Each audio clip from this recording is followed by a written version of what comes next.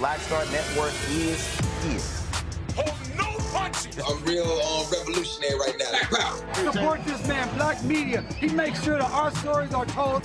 Thank you for being the voice of Black America, Roland. Stay black. I love y'all. All momentum we have now, We have to keep this going. The video looks phenomenal. See, there's a difference between Black Star Network and Black-owned media and something like CNN. You can't be Black-owned media and be scared. It's time to be smart. Bring your eyeballs home.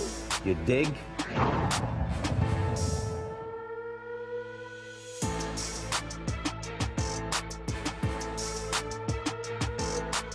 Friday, April 6, 2024, coming up on Roland Martin Unfiltered, streaming live on the Black Star Network. Folks, a lot of people not at all happy with Charlamagne, the God, because of his commentary regarding DEI on The Daily Show. I'm going to deconstruct what he said and also be joined by Randy Bryant, DEI disruptor.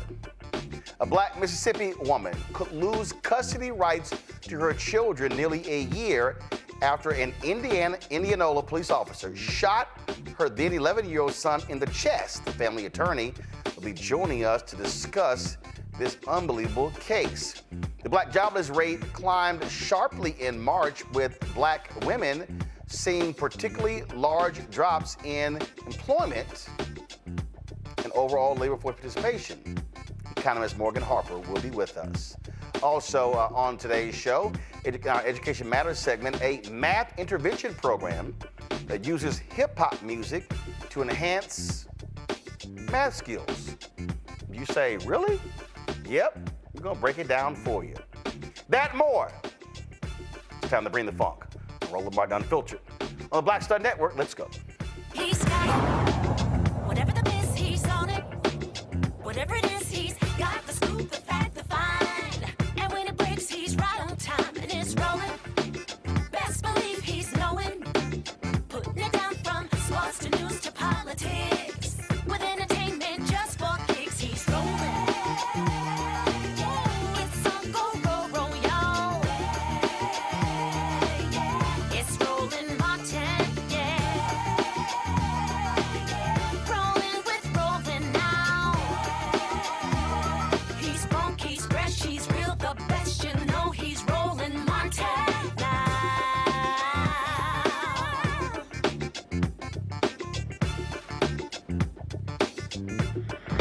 Martin.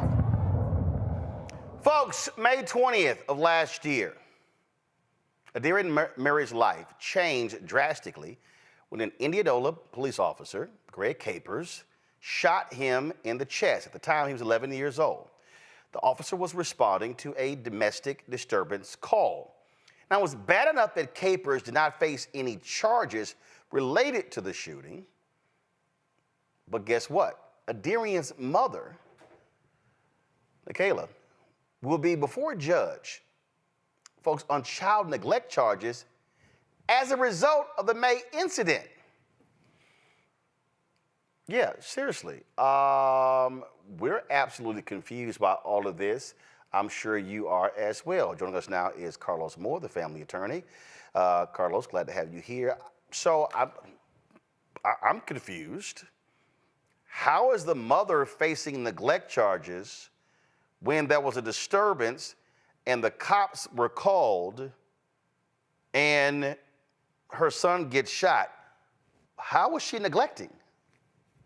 Roland, I'm just as confused as you are. I've been practicing law for 22 years. I've never seen such absurdity in my entire career. I mean, she is a perfect, outstanding mother. She has been raising these kids as a single mom for all these years with no problems, and now because a reckless cop shot her son, she risks losing her children. And so we're going to fight vehemently in court on April the 17th for her to retain custody. But it makes no sense. We believe it's retribution for her filing the lawsuit, the multi-million-dollar lawsuit against the city of Indianola and the officer. It's just harassment. So I'm looking at this here. Go, guys, pull it up. It says on count one that on or about May 20th, 2023, in the county, per reporter, a child, Deconstructing Murray, got hurt because of the domestic violence between the mother, Nakayla Murry, and her boyfriend, John Nolden. On Saturday, May 20, 2023, John jumped on Nakayla. Nakayla called her family member and they called the police. The police went over to the home. Somebody came running out of the home and the police shot. The reporter was unsure if the police thought it was John. The reporter stated that this was a result of the mother and boyfriend domestic violence that had been happening for years. John assaults the mother in front of the kids. The reporter wanted someone to check on the children because something worse can happen next time.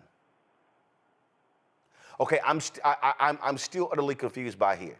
So they are blaming Nakayla for being beaten? That's what it sounds like, and she was not even beaten on May 20th. She let the ex-boyfriend, the father of her daughter, in, and he was becoming more and more irate, and she knows how he gets when he's fully angry. So before he could get fully angry, she threw the phone, or passed the phone to her son and told him to call the police, thinking that that would be protecting the family instead of escalating the situation. She had no idea the police would come in and shoot her child in the chest. And so John Nolan had not hit her. He had not hit her, but she was trying to avoid him becoming more irate and doing something later. So she called the police, or had the police call. And again, I'm sitting here reading this, and the reason I'm completely confused, because they also say in count one, again, pull it up, please. They also say in count one, as they're describing what happened, they said the police went over to the home, quote, somebody came running out of the home and the police shot. One, this is nuts. We actually saw the body cam footage. When the officer came into the home, he was ordering people to come out of the room. The young man, Adarian, the young boy, Adarian, he walks out. He didn't come running out. This officer reflexively fired the shot at him. We actually saw it. So who's actually saying they just came running out and the cop thought it was John? I believe it's a nosy neighbor that does not know what he or she is talking about. They were not there, and clearly they did not see the boyfriend or ex-boyfriend beating Miss Murray, so that's a lie. And so I don't know why we would have a case based on somebody's allegations that was not there, who was not an eyewitness.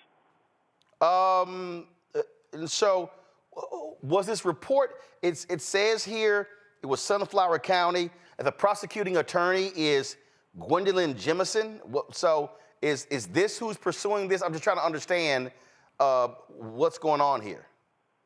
Yes, Gwendolyn Jemison is the county attorney. She is the youth court prosecutor, and she is the one that is will prosecute this case and is pushing it. And so I believe she needs to turn back. She needs to think carefully about what she is doing and pursuing, because this is unjust. This lady has suffered enough, and she does not need to add insult to injury. Yeah, she's a county prosecuting attorney. We're on the website, and that's her photo right there, because on the website there's no photo. In fact, her photo is the only one that's not there. So it's sort of like how you got everybody else, but you don't have her. So so is she the one pursuing? So, like, whose decision is it to pursue this? I understand from my client that Child Protective Services told her that no case would be open, and then they called her back shortly thereafter, a few weeks, and said it would be open, but they were not pushing it. They interviewed everybody and saw that she was a fit mother, so we don't know if it's the prosecutor pushing it or whoever this alleged reporter or accuser is, if they are pushing it or what, but we're going to get down to the bottom of it, and we expect her to remain the mother and to continue to have custody of her children. We did reach out to Gwendolyn Jemison. She did not respond to us. So does she have a boss, or is she the decider as to who to pursue these cases? She is an elected county prosecutor, so the citizens are her bosses, and so they could vote her out of office if they're not pleased with her actions. All right, call us more. We appreciate it, bro. Thanks a lot. Thanks, Roland. I want to bring in my panel right now to try to make sense of this. Michael Imhotep hosts African History Network show out of Detroit. Matt Manning, civil rights attorney out of Corpus Christi. Kelly Bethea, communication strategist out of D.C. Matt, what the hell? Yeah, this is really stupid. This is a prosecutor using her power the wrong way. One thing I wanted to break down for the viewers very quickly, the law in Mississippi is apparently the same as here in Texas. And to take away somebody's parental rights, the judge has to be shown or has to find by clear and convincing evidence that it's in, quote, the best interest of the child.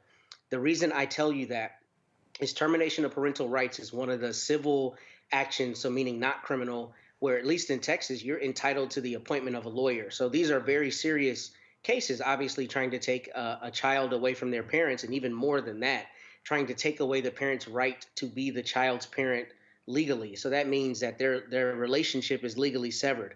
I tell you all of that to say, what I see very often with CPS cases, which is the same thing we call it here, a lot of times the prosecutors are motivated by the same political things that motivate, sometimes criminal indictments and sometimes just seeking justice against people in a high-profile situation. And here, this is absurd. The idea that there's nothing tying the mother and the mother's alleged neglect in this situation to her son is stupid, especially because what they usually do in these cases is they investigate whether the claims by the reporter are actually true. And it sounds like Attorney Moore was saying whomever reported this got the date wrong, got the information wrong, so the grounds on which the judge could terminate her rights, it doesn't sound like there's an evidentiary basis. But the biggest part of this is that clear and convincing evidence sits between what you need to prove a car wreck and what you need to prove somebody guilty of a criminal offense. It's a very high burden. And for them to even bring this case makes no sense, because normally what CPS does is they'll do what's called a safety plan. They'll institute a safety plan to make sure the child is safe, that the parents are taking whatever remedial actions they think are appropriate. They don't jump all the way to trying to take a child away from a parent whom they've had no prior contact with. And what I thought he said was especially important in this case is CPS is the agency that determines whether the child is safe or unsafe, right? But the prosecutor is the one to whom they bring the evidence. So generally, if CPS is saying, we don't think there's a case here, the prosecutors don't go forward with the case. So it makes me wonder whether this prosecutor has some reason to be advancing a case that the agency itself doesn't think should be advanced, because that's not normally what you see. But the bigger issue is this woman's child was shot, and the whole world now knows her son was shot. It doesn't make any sense to try to then, die on this hill where you take away her parental rights, which are among the most important rights you get as a person legally, right? The right to legally have a relationship with and parent your child. So I don't know how she thinks she's advancing any cause of justice with this. And I would hope that someone in her office counsels her to let this case go. I'm just sitting here, Kelly, absolutely confused in how you can read this count and they blame the mother, saying the mother is putting the child in harm's way because of the actions of this man. I mean, we know the reality, the history of domestic violence. We know women that have stayed with boyfriends or spouses who have been the victims of domestic violence. So you blame her, not him? Yeah, I mean, I wouldn't blame anybody in this situation per se, except the cop that shot the 11-year-old boy, because the cop is the one who presented the danger, as if I recall correctly, based off of what I just heard from the counselor, as well as what I've read. She was being proactive in calling the police to protect her child from this man who had yet to do anything, but because he had a history of it, she was being proactive in ensuring the safety of her child.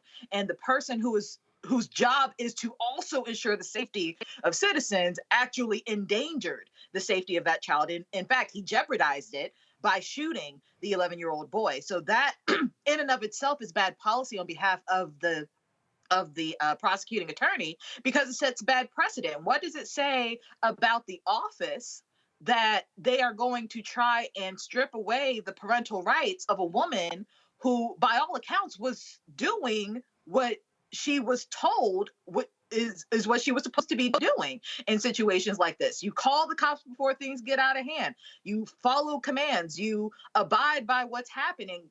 By all accounts, the family did that, yet and still, this little boy almost died because of an extension of the attorney's office being law enforcement. So it's more aggravating than it is confusing, because it just seems like a bad policy precedent to accuse and basically demonize the mother for something that a police officer did. Michael, I mean, I'm sitting here like flabbergasted at this in terms of what happened here. And I'm just sitting here going, okay, so this makes no sense. And I still go back to the shooting. I don't know how in the hell nothing happened with this officer. We saw it. He is ordering people out of the room, and the moment he sees this boy, boom. Right. I still don't know how this guy does not, just doesn't get, not even if he doesn't get prosecuted. I wouldn't want that cop with a gun with what happened there. Well, first of all, this was a crazy case, and we've talked to Attorney Carlos Moore a number of times on this case. So thanks to him for coming back on. Thanks to you, Roland, for continuing to shine a light on this case. And we saw the body cam footage last time he was on, and Darian Murray was following police commands to come out, and he comes around the corner. He's in the house. He comes around the corner and gets shot. Okay, so we're still trying to figure out why was he shot? What happened there? So it was definitely recklessness by the police officer. But now to file a lawsuit claiming that the mother put the son in harm's way, and the petition says the witness, this unnamed witness, who says that the boyfriend, the former boyfriend, because they're not in a relationship now, the former boyfriend have been beating her for years. Ex-boyfriend John Nolden, to say that the shooting of Darian Murray was as a result of that, as opposed to the result of a reckless police officer, is still strange enough. It's strange. It's even stranger. I would want to know who this unnamed witness is, and I want to see that unnamed witness cross-examined as well, because something is wrong here. And it very well could be retaliation for the $5 million lawsuit that the mother has filed against the city of Indianola, Mississippi. So more crazy things happen in this case. So we'll have to see how this turns out. But the other thing, lastly, was John Nolden ever arrested for assaulting the mother? Not to my knowledge. So, but it goes to show you how crazy this is. So this prosecutor, Gwendolyn Jemison, you got some answering to do. So we will hopefully this does not move forward. All right, folks, hold tight 1 second. I got to go to a break. We come back. We're going to stay in Mississippi about how the Department of Justice is overseeing a department there when it comes to notifying the next of kin. You would think that's basic, but the DOJ has to get involved. So we'll talk about that. March jobs report also on the show. In addition to, I'll talk about DEI, Charlamagne the God on the Daily Show, but also the constant attacks that we're seeing all across the media, namely from white conservatives. You're watching Roland Martin Unfiltered right here on the Black Star Network.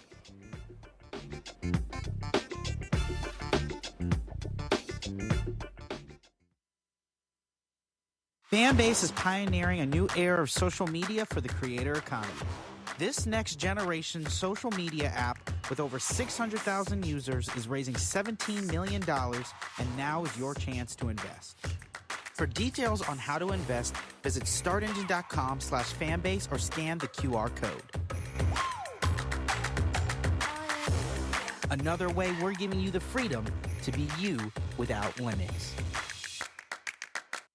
As bad as Trump was, his economy was worse, and Black America felt it the most. He cut health insurance while giving tax breaks to the wealthy and big business. He stoked racial violence, attacked voting rights, and if reelected, vowed to be a dictator and, quote, get revenge. We can't go back. As president, I put money in pockets, creating millions of new jobs, and capped the cost of insulin at $35 a month. There's a lot more to do, but we can do it together. I'm Joe Biden, and I approve this message. On a Next, A Balanced Life with me, Dr. Jackie. People can't live with them, can't live without them. Our relationships often have more ups and downs than a boardwalk roller coaster, but it doesn't have to be that way. Trust your gut. Whenever your gut is like, this isn't healthy, this isn't right, I don't like the way that I'm being treated. This goes for males and females.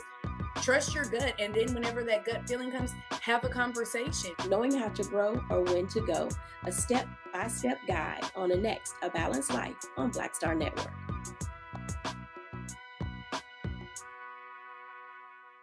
Bruce Smith, creator and executive producer of The Proud Family, Louder and Prouder, and you're watching Roland Martin Unfiltered.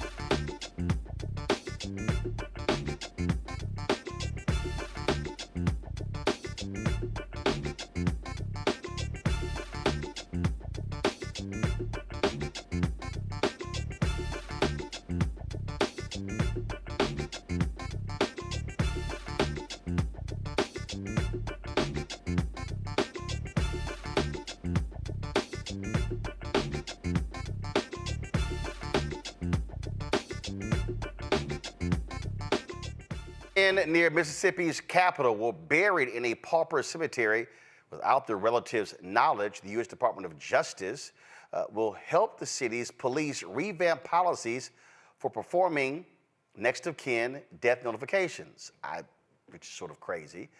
The DOJ found lack of timely next of kin death notifications resulted in deceased individuals receiving paupers burials in unmarked graves in Hinds County. That's where Jackson, Mississippi is. The Civil Rights Division of the U.S. Department of Justice and the U.S. Attorney's Office for the Southern District of Mississippi will provide technical assistance to examine JPD's, Jackson Police Department's, general order on missing persons, as well as the new general order on death notifications, and then recommend implementation and training for the Hinds County Coroner's Office. They will receive recommendations on policies and training for locating next of kin.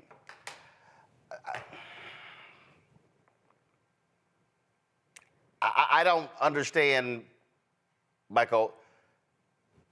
You need the federal government to come from D.C. to say, here's how you notify that the loved one has passed away. Yeah, Roland, this really sounds like some incompetence here, and possibly some indifference as well. This is the first I've heard of something like this. Usually with a job like this, just training. You know, I used to work in a job where we did work with the coroner's office here in the county of Wayne, which is the county that Detroit is in.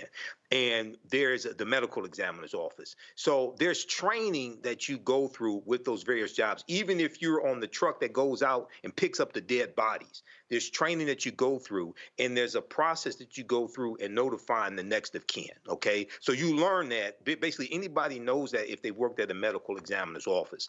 So for the U.S. Department of Justice to have to come in and teach these people how to notify the next of kin is really strange. But there's an irony also here, because these former Confederate states always are against the federal government coming in and intervening in their affairs. And now their incompetence is being exposed, and the federal government has to come in and intervene in your affairs. So hopefully this malfeasance will be corrected. But this is some more nonsense coming out of Mississippi. I mean, Kelly, really? I mean, if I'm the mayor of Jackson, Chokwe Lumumba, I'm cussing everybody out with the police department, saying y'all embarrassing the hell out of me by having to call in DOJ because y'all Simple Simons don't know how to actually track down the damn next of kin. I mean, I would be really surprised if he hadn't already cussed these people out. He gives me that vibe of, letting everybody know exactly what's on his mind. But nevertheless, I cannot recall a time where, by and large, Mayor of Jackson notwithstanding, that the powers that be in Mississippi gave a damn about Black bodies, living or dead. So seeing something like this, reading about something like this is not all that shocking and surprising to me. If anything, it's just furthering the disappointment I have in the government of Mississippi and Mississippi as a state as a whole. It is unfortunate that, they cannot, undig their heads from, prior to 1865 and realize that Black people are citizens, whole citizens, and that we matter, and that we have families who care about the loved ones who have passed away. Certainly, we would want to know when they pass away and where they are buried. And clearly that's not the case with the people who need federal support in learning how to do that. I just don't. I have no words, Matt. Well, my fellow panelist had the best words, but I'll tell you, Michael, this is indifference. This is not incompetence. Seems like a pretty simple thing to be able to do, and most government agencies have some mechanism for doing this. I think the positive part of this, though, is even though it's not DOJ's purview to do it, I think it's very smart for the Civil Rights Division to come in and to provide this information and to basically get the political benefit of saying, well, you guys are either not doing this or are inept at a point where you can't do this basic function. So we're going to show you how to do it and implement the best practices. And I don't say that to be cynical. I say it to say that's what we should hope for, is that some government agency steps in where they see a lapse in service and they provide services to the people that need it. But this, I think, shows indifference because most government agencies have a way to do this, to track this down. And, they give a pauper's funeral when they really cannot find the person. But I suspect basic efforts would allow them to do that here. So I'm glad somebody is doing it to give these families some semblance of dignity when they lose someone. And I'm going to keep reminding people who somehow forget this. There is a stark contrast between the Biden-Harris Department of Justice and the Trump-Pence Department of Justice. Right. Under Trump and Pence, first Jeff Sessions and Bill Barr made it clear that they felt that there was too much federal intervention in local police departments because that was hurting the morale of the police officers. They literally said that. They didn't want patterns and practices investigations. Under Trump-Pence, there was one patterns and practices investigation of local police departments. There's almost a dozen under the Biden-Harris Department of Justice. Now, I think Attorney General Merrick Garland has been slow as hell, obviously on the prosecution of Donald Trump when it came to these January 6 rioters, things along those lines. But I dare say that this, and y'all have heard me say it before, this Civil Rights Division led by Kristen Clark, formerly head of the Lawyers Committee for Civil Rights Under Law, is the most aggressive Civil Rights Division in the Department of Justice since Robert F. Kennedy was there and they were dealing with Klansmen and the attacks on African Americans during the Black Freedom Movement. And so folk need to understand that when you are making your decision as to who you vote for, this is a part of it because the president picks the attorney general. And the policies of the president and the attorney general is what is carried out in the Department of Justice. So feel free to mess around come November, but I can tell you right now that a Donald Trump Department of Justice will not at all care about Black lives, Black folks who have been beaten, Black folks who have been left in paupers' graves. They will not care. So take that under advisement when you go vote. All right, when we come back, jobs report is out in March. We'll break down exactly what those numbers look like overall for African Americans. And y'all know the right wing is already losing their mind. Matter of fact, they've been beside themselves for almost, 3 years. Don't forget, support us in what we do. You can join our Bring the Funk fan club. Your dollars make it possible for us to cover the stories that we do. So please support us. Allows for us to also with our staff and everything that involves with doing this show, but not just this show, the network, of course, Roger Muhammad's Daily Show. We've got weekly shows from Deborah Owens, Jackie Hood Martin, Stephanie Humphrey, we got Dee Barnes, Dr. Greg Carr, plus, of course, Rollin' with Rollin', our long-form interview show as well. And so your resources go a long way to making all of that happen. Send your check and money order to P.O. Box 57196, Washington, D.C. 20037-0196. Cash App, $RM Unfiltered, PayPal, R Martin Unfiltered. Venmo is RM Unfiltered. Zelle, rollin@rollinsmartin.com, rollin@rollinmartinunfiltered.com. And don't forget to get the Black Star Network app, Apple phone, Android phone, Apple TV, Android TV, Roku, Amazon Fire TV, Xbox One, Samsung Smart TV. Back in a moment. Terry and I, we couldn't play in the white clubs in Minnesota. It felt like such a, strength through adversity type moment that I think Black people just have to go through. We have to figure it out. Right. We make lemons out of lemonade. But there's a reason we rented a ballroom, did our own show, promoted it, got like 1,500 people to come out. Clubs were sitting empty. They were like, "Where's everybody at?" And they said, "They're down watching the band you wouldn't hire." So it taught us not only that we had the talent of musicians, but we also had have the talent of entrepreneurship. Mm-hmm. It wasn't like a seat at the table. It's like, no, let's build the table. That's right. We got to build the table. And, that's right. And that was the thing. And of course, after that, we got all kinds of offers. Of course. Right, to come play in the clubs. But we didn't do it. You like, no, we good. No, we're good. We're good. And that's what put us on a path of national. And of course, when Prince made it, then it was like, okay, we see it can be done.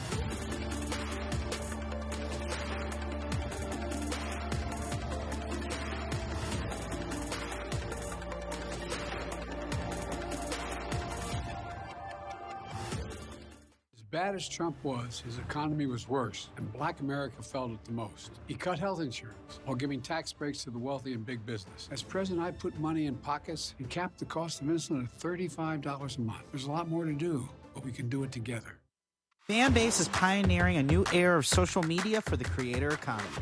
This next generation social media app with over 600,000 users is raising $17 million, and now is your chance to invest. For details on how to invest, visit startengine.com/fanbase or scan the QR code. Another way we're giving you the freedom to be you without limits.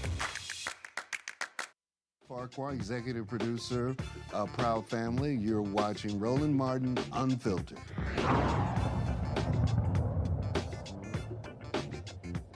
All right, folks, welcome back to Roland Martin Unfiltered.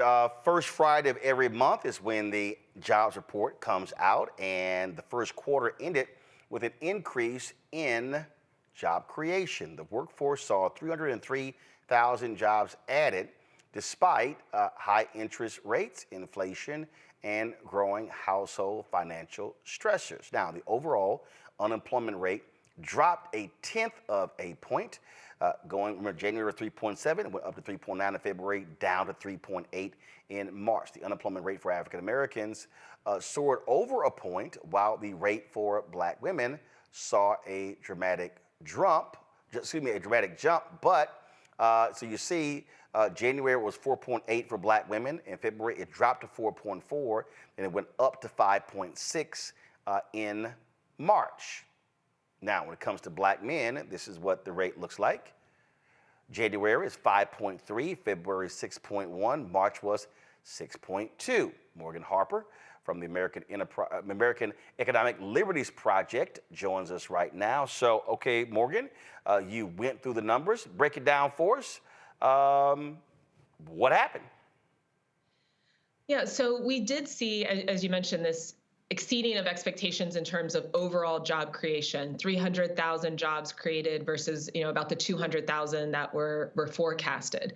That's a good thing. But then we start breaking down these numbers a little bit, and I'll say in the positive category though. So that's positive in the overall number. Then we also saw that wage growth stayed consistent. Wages aren't increasing greatly. So that's making a lot of folks feel like, okay, we're not seeing the inflationary pressure, because if wages were going up, then there would be the risk that employers are also going to have to start increasing prices to cover those increased labor costs. So that's feeling steady as well. And so, overall, the health of the economy is strong. But as you were saying, you break down the numbers a little bit, the picture among Black Americans is quite different. We are not seeing that same level of unemployment drop, the overall level being about 3.8%, but the increase, especially among Black women. And that's kind of interesting because, like I said, I mean, the job growth has increased. We have 3,000 jobs that were created. If wages are also increasing, those jobs are getting filled, but it doesn't seem that they're being filled by us.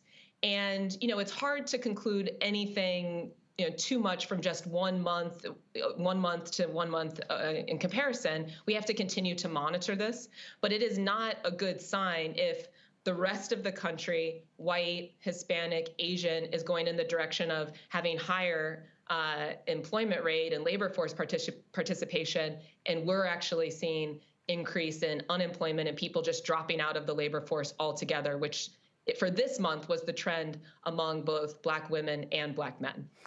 And so going through the report, where did we see the most job growth in terms of sectors? So we're seeing that this job growth was being fueled by leisure and hospitality, government, and the healthcare sector. And that's what's also interesting. I mean, I don't know what you think, Roland, but I would have expected that those would be sectors where we would see more employment within our community. And so again, I mean, it's just 1 month. Sometimes the job growth numbers, even that overall number of 300,000 is adjusted based on what the report says, in this day. Next month, they might have to forecast that down a little bit. But that is a little bit surprising to me. And I haven't seen anything with someone that has a very compelling explanation of what's going on there. But with those sectors driving a lot of this growth versus like professional services, for example, that is not seeing growth. That was seeing just very, very small increase. But, having the hospitality, leisure, having government and healthcare all being the drivers of this job growth, and we're still seeing Black unemployment going up, is problematic. One of the things that I saw there was some conservative who was whining. He was like, 0 manufacturing jobs were created in March. All of the stuff that Biden is doing, and I was like, wow, so you skipped over the 303,000 and you went right to that one. Really? Yeah, and in the top line number, of course, that's quite relevant here, especially when we're looking at the outcomes from this administration, is that there have been over 15 million jobs created. Let's not forget that in the depths of 2020, we saw that there was, in 2020, when there was a different administration at the helm, over 16% levels of Black unemployment. And so, that's a bit disingenuous. Just because we're not seeing growth in that sector compared to last month isn't some kind of indictment of the overall economic strategy here. But again, we do need to continue to watch not only the discrepancies with Black workers versus the rest of the country, but also some topics we've discussed before, the amount of debt that people are taking on, record levels of credit card debt, that also, small businesses that are maybe taking on debt, auto loans. These are all sectors that are starting to see higher levels of charge-offs, delinquencies, and could be a source of instability in the economy if the trends were to continue. But here's the thing that always cracks me up, and this is one of those quirks about our economy, is when folks go, ooh, Americans are buying stuff. Consumer confidence is soaring. They're using credit cards.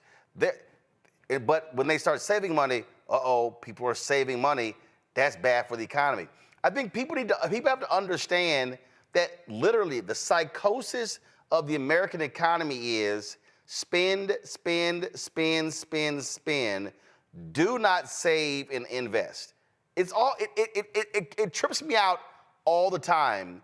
When you listen to these financial networks and you listen to these folks talk about the economy, they really freak out when people save their money and don't spend it all.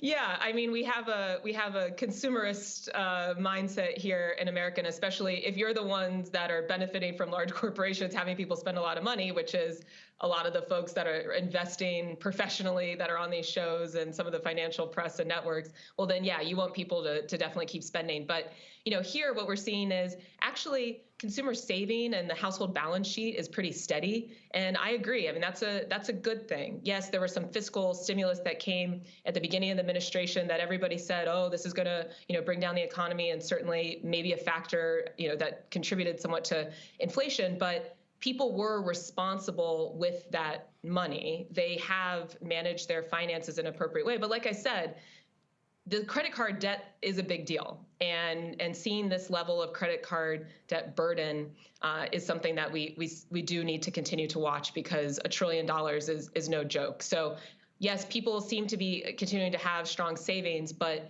there is a lot of debt that is being taken on, and just need to see if that's going to continue to present a risk for our overall state of the economy. So one of the truly crazy people in America, the MAGA idiot Maria Bartiromo, she always loses her mind this time every month when the jobs report drops. And I got a kick out of this one because they were complaining about interest rates and the jobs report. Listen to this. It's a good number, no question. Well, it's a good number, but is it too good for rate cuts, Bob Dahl? I mean, yesterday we heard from Neil Kashkari saying, I'm penciling in 2 cuts, but there's a chance there's no cut at all. If the economy's on fire like this and we got 303,000 jobs in the month of March, why cut interest rates? So it's like, oh my God. So just correct me. So they complained about inflation, but now this is what it looks like when Fox talks. This is what it looks like. Well, exactly, because I mean, the argument is like, oh, we got to get the interest rates lower. We got to get the interest rates lower to support business growth, the business community. The business growth is happening. People are getting loans. We have people from banks, large banks, that are saying that they are giving resources to entrepreneurs because they feel strong about the economy. The titans of industry no longer think that a recession is around the corner. And so this idea that, oh, if only interest rates would become lower, then what? The stock market would have its second biggest record, biggest day on record. I mean, I don't know. Yeah, what is the indicator left that you're ready to see improve? It's a strong economy. Now, prices are continuing to be a bit high. I mean, there is still an inflationary environment that we're in, but it is nowhere near where it was in the depths of the pandemic. And I do think that, and we've talked about it. I mean, we need to continue to watch some of these other indicators just of the debt.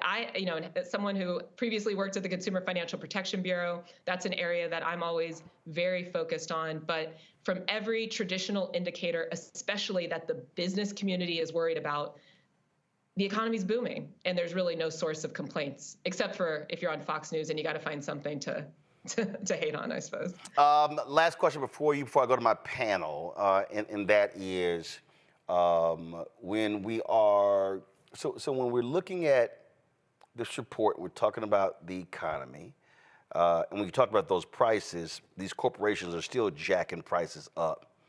One of the things that one of the critics say, well, these are simply jobs that were just gonna get replaced because of the pandemic. But that's not true. So they're saying that in response. Well, no, they're saying you can't credit Biden, Harris, you can't credit anybody else because these are just jobs that were that were just going to come back regardless after the pandemic when people got laid off. Now, and that's just true. Yeah. I mean, even adjusting for the job loss that happened during the pandemic, we are seeing increased rates of job creation compared to pre-pandemic times. So, those folks really need to pay attention to the data. And overall, I mean, we're not just talking about, today we're talking about the jobs report, but there are a lot of other things that are being done to also address inflation that will take a little bit of time to come to fruition. Example, I don't know if you all have already discussed, that NAR settlement that happened, the National Association of Realtors, and just like brokers' fees and all of that. Mm-hmm. That's an area that now we know the Department of Justice is looking into, about how much money people might have been losing in just the selling of a home, and especially if you're if you're in the business of flipping homes, or if you have multiple properties, like that can add up, right, over the course of your life in terms of how many fees you're paying. To have the Department of Justice saying that they filed a statement of interest, and there was just a ruling today that they're going to be able to perhaps continue to investigate that, building off of what happened in that plaintiff's case, that's a big deal. That we have the Federal Trade Commission that's looking into how hotels are maybe using these algorithms to raise prices, and that every time you go on a trip or have to, travel somewhere to explore some other business opportunity, regardless, what you're up to, that could be increasing your prices. So we've seen already the efforts over the past couple of years to bring prices down are effective. How do we know inflation's down to just about, between 2.5, 4% based on, different estimates, which isn't exactly at the 2% that's the goal, as the Fed has stated, but there's more work to be done. But some of it isn't entirely in our control if some of these big corporations that have a lot of market power just want to do whatever they can to disgorge as much income as possible from Americans. Questions. Kelly, you first. Sure. So I understand regarding these numbers, they're really a reflection of the month before. And I also understand that there has been an increase of discussion regarding DEI within the last month. So it might not be that much of a correlation, but I am curious what you think about the possible correlation between the discrepancy of increase of jobs amongst Black people and the talk about removing DEI policies from corporations and the like. That's interesting. I mean, I think that's a valid point to bring up. To me, though, I would imagine a lot of the types of businesses that tend to care more about DEI and have that in part of their hiring practices are in the professional services sector, which is one of the areas where we said the growth there has been a little bit more stagnant, so isn't likely driving the numbers that we're seeing today. Seeing some of the growth that it's more in hospitality, leisure, in education, and healthcare, and government.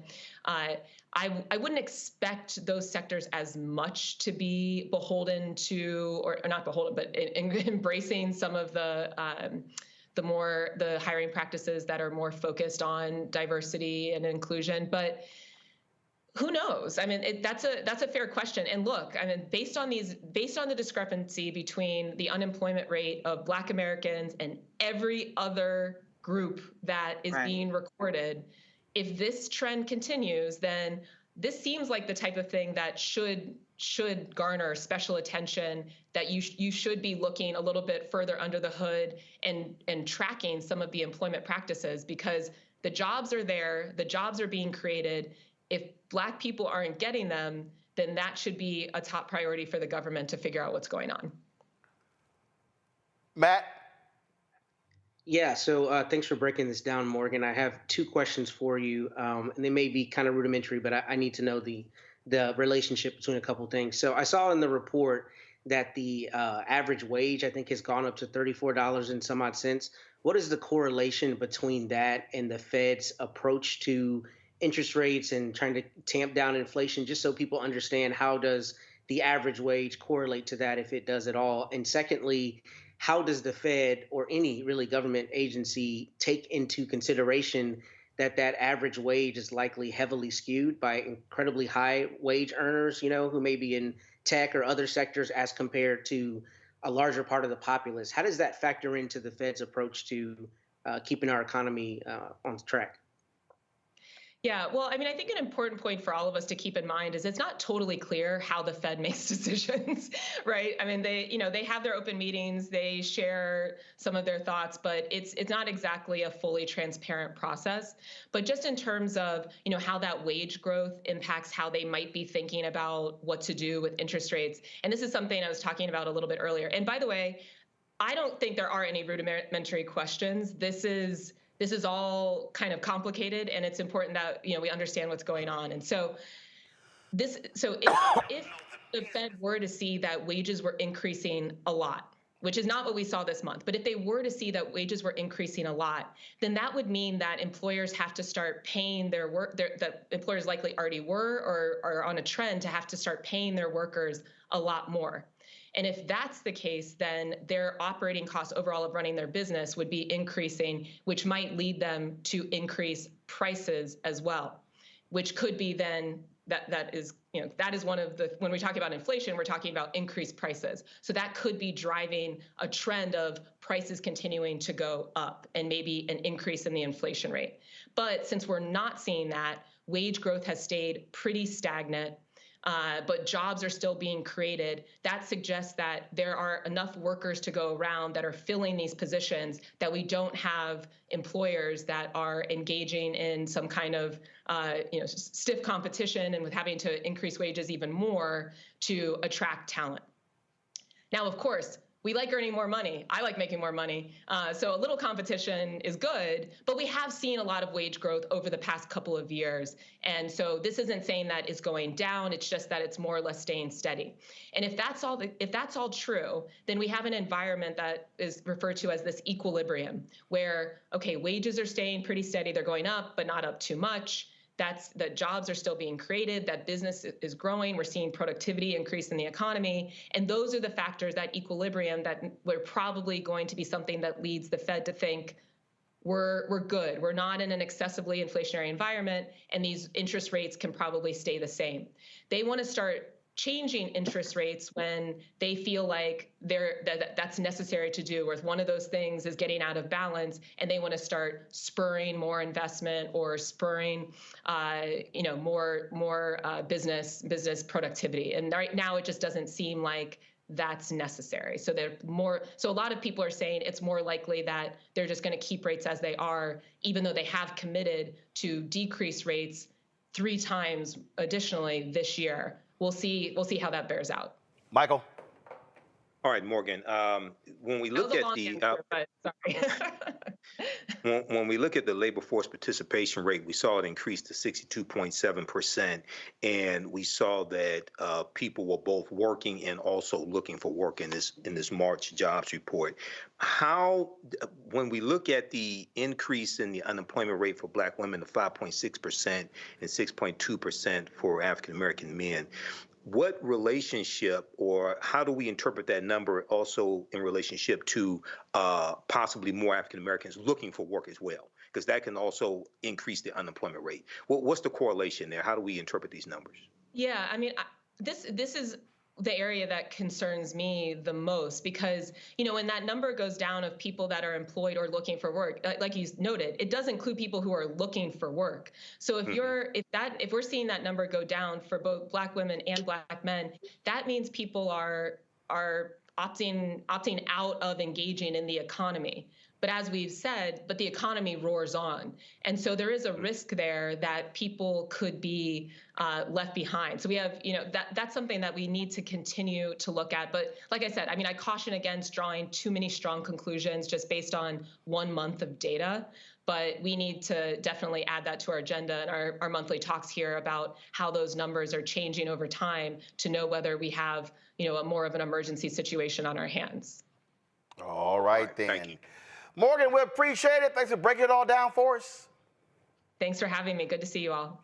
Likewise. All right, folks, we come back. I love political shade. And a couple of Democrats have an idea of naming something after Donald Trump. I think it's a fantastic idea. I'll tell you what it is when we come back. Roland Martin Unfiltered on the Black Star Network. Fanbase is pioneering a new era of social media for the creator economy. This next generation social media app with over 600,000 users is raising $17 million, and now is your chance to invest. For details on how to invest, visit startengine.com/fanbase or scan the QR code. Another way we're giving you the freedom to be you without limits. I'm Dee Barnes, and next on the frequency, Beyonce has always been country. We're talking to music, pop culture, and politics writer Taylor Crumpton about her new article on Beyonce's new country songs and how country music has always been part of Black culture. Since the release of Texas Hold'em and 16 Carriages, there has been a definition of what Black country music is and a definition of what white country music is. White country music historically has always won the awards, have always got the certifications. Black country music has not. This is a conversation you don't want to miss. That's next on The Frequency on the Black Star Network.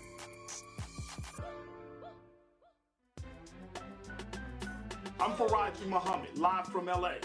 And this is The Culture. The Culture is a two-way conversation. You and me. We talk about the stories, politics, the good, the bad, and the downright ugly. So join our community every day at 3 p.m. Eastern and let your voice be heard. Hey, we're all in this together. So let's talk about it and see what kind of trouble we can get into. It's The Culture, weekdays at 3, only on the Black Star Network. This is Essence Atkins. It's the Love King of R&B, Raheem Devon. It's me, Sherry Shepherd, and you know what you watch. You're watching Roland Martin, Unfiltered. So earlier this week, some Republicans in the House said, hey, let's rename Dulles Airport, which is in Northern Virginia, suburb of D.C., after the Orange Man. Well, a couple of Democrats said, we have a better idea. Go to my iPad, Henry. Congressman Jerry Connolly, whose district the airport is in, and Jared Moskowitz out of Florida, and John Garamendi, they introduced a bill, Matt, Kelly, Michael, that is amazing. They say, instead, let's change the name of the federal prison in Miami to the Donald J. Trump Federal Correctional Institution. The quote, Connolly says, hey, when our Republican colleagues introduced their bill to rename Dulles after Donald Trump, I said the more fitting option would be to rename a federal prison. I see no reason to wait. Donald Trump faces nearly 100 felony charges. He has been found liable of sexual abuse and subsequently for defaming the victim of that abuse. He has been fined hundreds of millions of dollars in a civil fraud case. It is only right that the closest federal prison to Mar-a-Lago should bear his name. I hope our Republican friends would join us in bestowing upon Donald J. Trump the only honor he truly deserves. I think it is a fantastic idea, Matt. I think this is stupid. This is absurd. And look, as a matter of course, I don't like a lot of the political pageantry on either side, no matter where my loyalties lie. I think it's dumb. I mean, look, they can't even figure out how to pass a spending bill to keep the government open, but they have time to pass, or at least propose asinine bills like this. I mean, it's funny. I'll concede that. I don't like the idea that, we as a society are becoming more cemented in the idea of making people guilty in the court of public opinion before they're found guilty in court. I think that will surely happen with Donald Trump, but he hasn't been found guilty yet. So, I get it. But I do think that it's funny. But I also don't like when politicians waste our resources on this kind of thing because we have a lot of big issues that need to be tackled. And I don't think they need to be passing bills purely for us to be talking about it on shows and laughing at the political shade. I mean, they got a lot more important things to do. Well, actually, they have a lot more important things to do, Michael, but they've only passed something like 30 bills the whole damn year. So Democrats are like, okay, you have a stupid idea, we got a better one. They passed the Republican-led House of Representatives passed 27 bills in 2023. That's the lowest number since the early 1930s during the Great Depression. This is a great idea. Mr. Law and Order is going to have a prison possibly named after him. Now, Donald Trump loves to slap his name on everything else. Okay, whether it's a Bible, whether it's steaks, whether it's water, whether it's Trump Tower, whether he likes to sign his name on stimulus checks and make people think that they came from him. So I think this is a good idea and probably poetic justice as well. And I know he hasn't been convicted yet, but Matt, a lot of this stuff he's admitted to doing. He admitted to taking the documents. He said he wants his documents back. He lied and said the Presidential Records Act of 1978 said he could take the documents and keep them. Okay? They were in his drawer. He didn't say he didn't take them. So a lot of this stuff, when you listen to him, a lot of this stuff he's admitted to doing. He's just too stupid to realize it. Name this after him. Maybe he'll go to this prison. I mean, obviously, Matt, go ahead. I'm sorry. I was going to say, Roland gets mad at us when we take the show over, so I don't want to get in trouble, but I will. No, go ahead. The show over. That case. That's the case that I thought imperils him the most, frankly, because, not only did he keep those documents, his team conferred with the government multiple times. And then there's evidence that, he colluded with somebody that he's charged with. I can't remember the gentleman's name to keep those documents away from the government. So I think that case obstruction really of justice. has serious risk for him. And I've always thought that. So I don't think you're wrong. But I like the idea of innocent until proven guilty, because otherwise we will be on the losing end of that. And we have to preserve that as a principle of our legal system in America. I'm done, Roland. Yeah, but here's the whole deal. Here's the whole deal, Kelly. You don't have to be convicted of something to have it named after you. You don't. From my understanding, Dulles is named after somebody from the Eisenhower administration. It was one of the Dulles brothers. You have Allen Dulles and John Foster Dulles, of course, the brothers who, frankly, were responsible for overthrowing many governments. One controlled the CIA, one was Secretary of State. Right. So, and that's to my point. Like, we have plenty of landmarks and buildings named after people in American government that did absolutely atrocious things, whether they were convicted or not. So I don't see why this would be any different. I do agree with Matt that the legislation is dumb. I do think that we have more important things to discuss, but everybody needs a little bit of comic relief, even those who are in the government and frankly haven't been doing much by not passing bills. I digress on that. Even still, the point was made. Right. I would go a step further and say it shouldn't be something that Congress passes. I think they should slap his name on a for-profit prison for all, make some money, because he got to pay almost $500 million, or no, that got discounted to 100. Pay it. He still has to pay it. That's just a bond. Oh, he still has to pay it. Okay. I mean, he needs to make money somehow. The case. Yeah. He needs to make money somehow. I say put it on a for-profit prison, call it a day, and frankly, leave us alone. But my point being is that there are plenty of things that are named after people who did really grimy stuff, and their names are slapped on buildings all the time, every day. I don't see why Donald Trump would be any different. I think this would actually be appropriate. Well, have at it. Hey, bottom line is, he's an idiot, and yeah, they're just having fun with it, but it was an equally stupid idea to name the airport after him because he's absolutely out of his mind. All right, I gotta go to a break. We come back. So Charlamagne the God talked about DEI on the Daily Show, and man, people were all in their feelings, people were upset. So I'm gonna talk about that, but we're gonna also expand the conversation. We talk about DEI. I will unpack and deconstruct that next, right here on Roland Martin Unfiltered on the Black Star Network. As bad as Trump was, his economy was worse, and Black America felt it the most. He cut health insurance while giving tax breaks to the wealthy and big business. He stoked racial violence, attacked voting rights, and if reelected, vowed to be a dictator and, quote, get revenge. We can't go back. As president, I put money in pockets, creating millions of new jobs, and capped the cost of insulin at $35 a month. There's a lot more to do, but we can do it together. I'm Joe Biden, and I approve this message. Fanbase is pioneering a new era of social media for the creator economy. This next generation social media app with over 600,000 users is raising $17 million, and now is your chance to invest. For details on how to invest, visit startengine.com/fanbase or scan the QR code. Another way we're giving you the freedom to be you without limits. I'm Deborah Owens, America's Wealth Coach. And on the next Get Wealthy, you'll meet Jandy Turner, who took her love of sports expanded her network, and created a thriving business. I settled on developing a golf event planning business, which in and of itself has been very viable for me. One of the things that I've learned from producing hundreds, if not thousands, of golf tournaments is that business gets done on the golf course. All on The Next Get Wealthy, only on Black Star Network. Hey, it's John Murray, the executive producer of the new Sherry Shepherd Talk Show. This is your boy, Earthquake. And you're tuned in to Roland Martin, Unfiltered.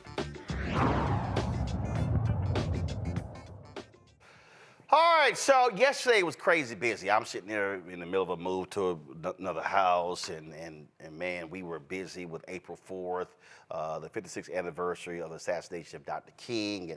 And so folks started with texting and calling me. Then I saw social media, and all these folks were talking about Charlamagne the God and being on the Daily Show and him talking about DEI. And I was just like, okay, y'all, I've been busy. So I looked at it 2 or 3 times today, and we've talked about some of these things before that he laid out in it. And so I wanted to deconstruct it because I do have some thoughts about what was said. So we're going to take it from the top, and then I'm going to walk y'all through this and share some things with you that hopefully you can be more well-rounded and informed about the reality of what we're talking about with DEI.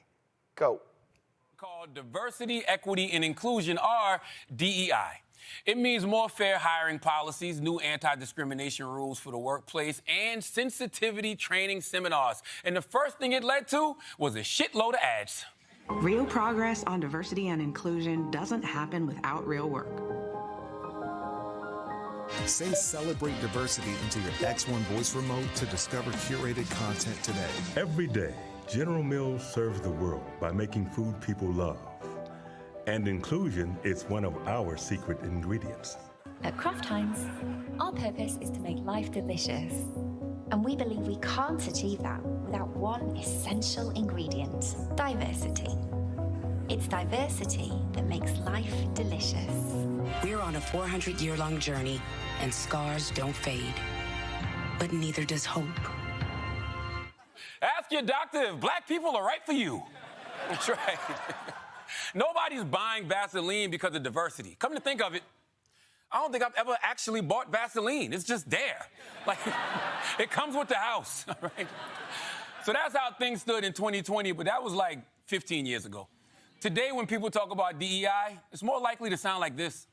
DEI is just a rebranded version of put on pause. Guys, put on pause right there. All right, so let's unpack this. Now, first and foremost, to understand DEI today, what you have to understand is, how did you even get to DEI? So, and remember, 1968, a report was done. It was commonly known as the Kerner Commission Report.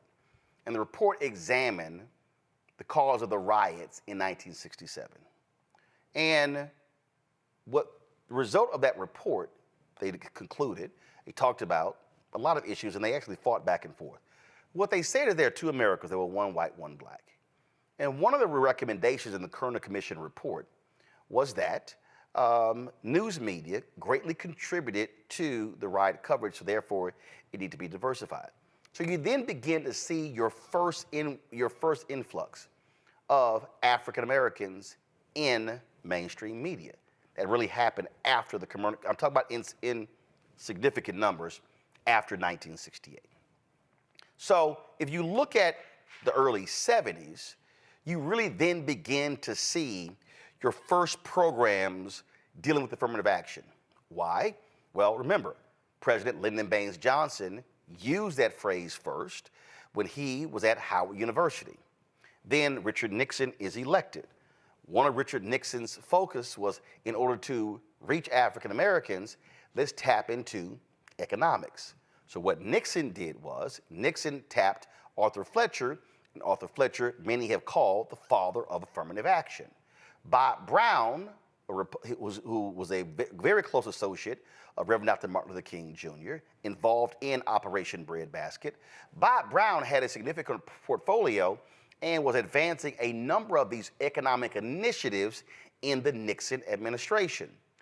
The reason Earl Graves was able to actually launch Black Enterprise is because he had raised money but did not have enough money, and he was seeking a grant from the federal government. Bob Brown discussed this in his book. And the Nixon folks were trying to block that grant because Earl Graves had worked for Bobby Kennedy. And Bob Brown was like, the hell with that, give him the damn loan. That's how Earl Graves was able to get the loan to launch what we now know as Black Enterprise. And so in the 1970s, you begin to see your first wave of African Americans in corporate America.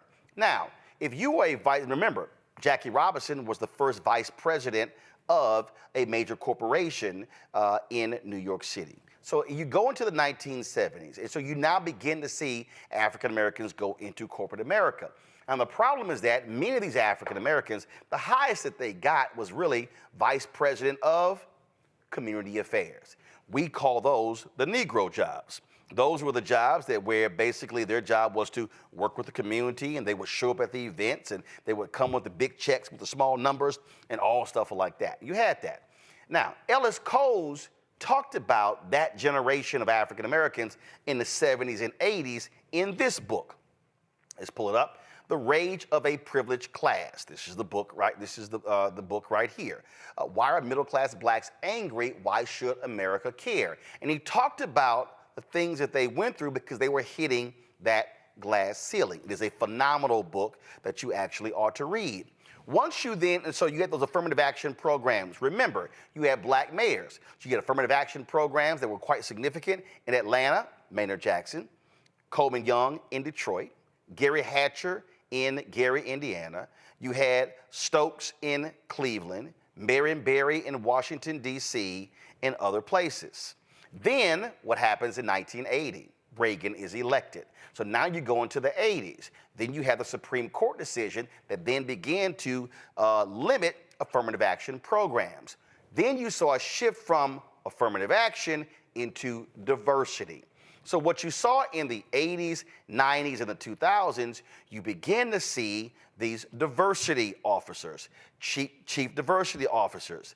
Then you shift from diversity or chief global diversity officer to DEI, diversity, equity, inclusion, because coming out of the Black Freedom Movement, the focus was on African Americans. Then Title IX hits in 1972, which was about women. And so, who is the greatest beneficiary of affirmative action?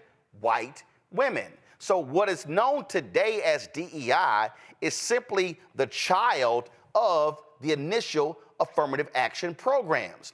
But what they then did, they began to expand this to not just be for African Americans. It became African Americans, it became white women, it became Latinos, Asian Americans, Native Americans, it became gay, it became disabled, and then all of a sudden, the critics were like, well, why can't we have diversity of thought? So what was initially programs to target African Americans then began to expand, and so now that broad focus now began to get wide, and all kind of other folks were included. I remember I was speaking in a corporation, and somebody asked me about DEI programs, and I said, black people. They were like, that's it? I said, ethnics. I said, ethnic Americans. I said, I limited that. I wasn't trying to include everybody else because I was focused on exactly what programs were designed for. And so, George Floyd is murdered May 2020. I remember talking to somebody who was in the DEI space. At one point after the death of George Floyd, there were something like 100 open DEI jobs on LinkedIn. I mean, all of a sudden, the jobs opened up.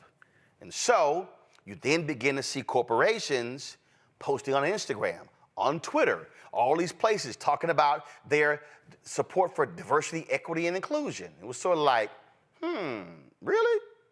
Really? And so you begin to see that. Then you have these commitments of billions of dollars. Stories have been done on these corporations. The numbers have gone, I've seen numbers anywhere from 30 billion to 100 billion talking about supporting various initiatives all across the country. Let's pull it up. Come on. Here we go. Corporate America's $50 billion promise. That's one story. I've seen other stories where it's even higher. And everything was about DEI, diversity, equity, inclusion. Now, once you begin to unpack DEI, what you begin to realize that something like 75% of the people who had the DEI jobs were white folks. Yep.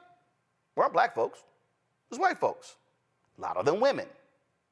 Now, press play. Let's pick up where Charlamagne left off, and let me unpack the next part.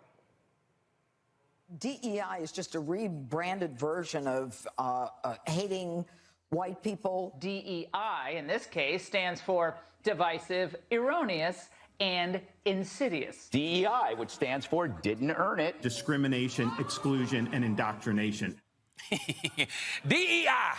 DEI stands for Dr. Dre, Eazy-E, and Ice Cube. Yeah. Y'all cheering out there, but do you want with attitude coming to your office? These right-wingers are crazy, right? Jesus.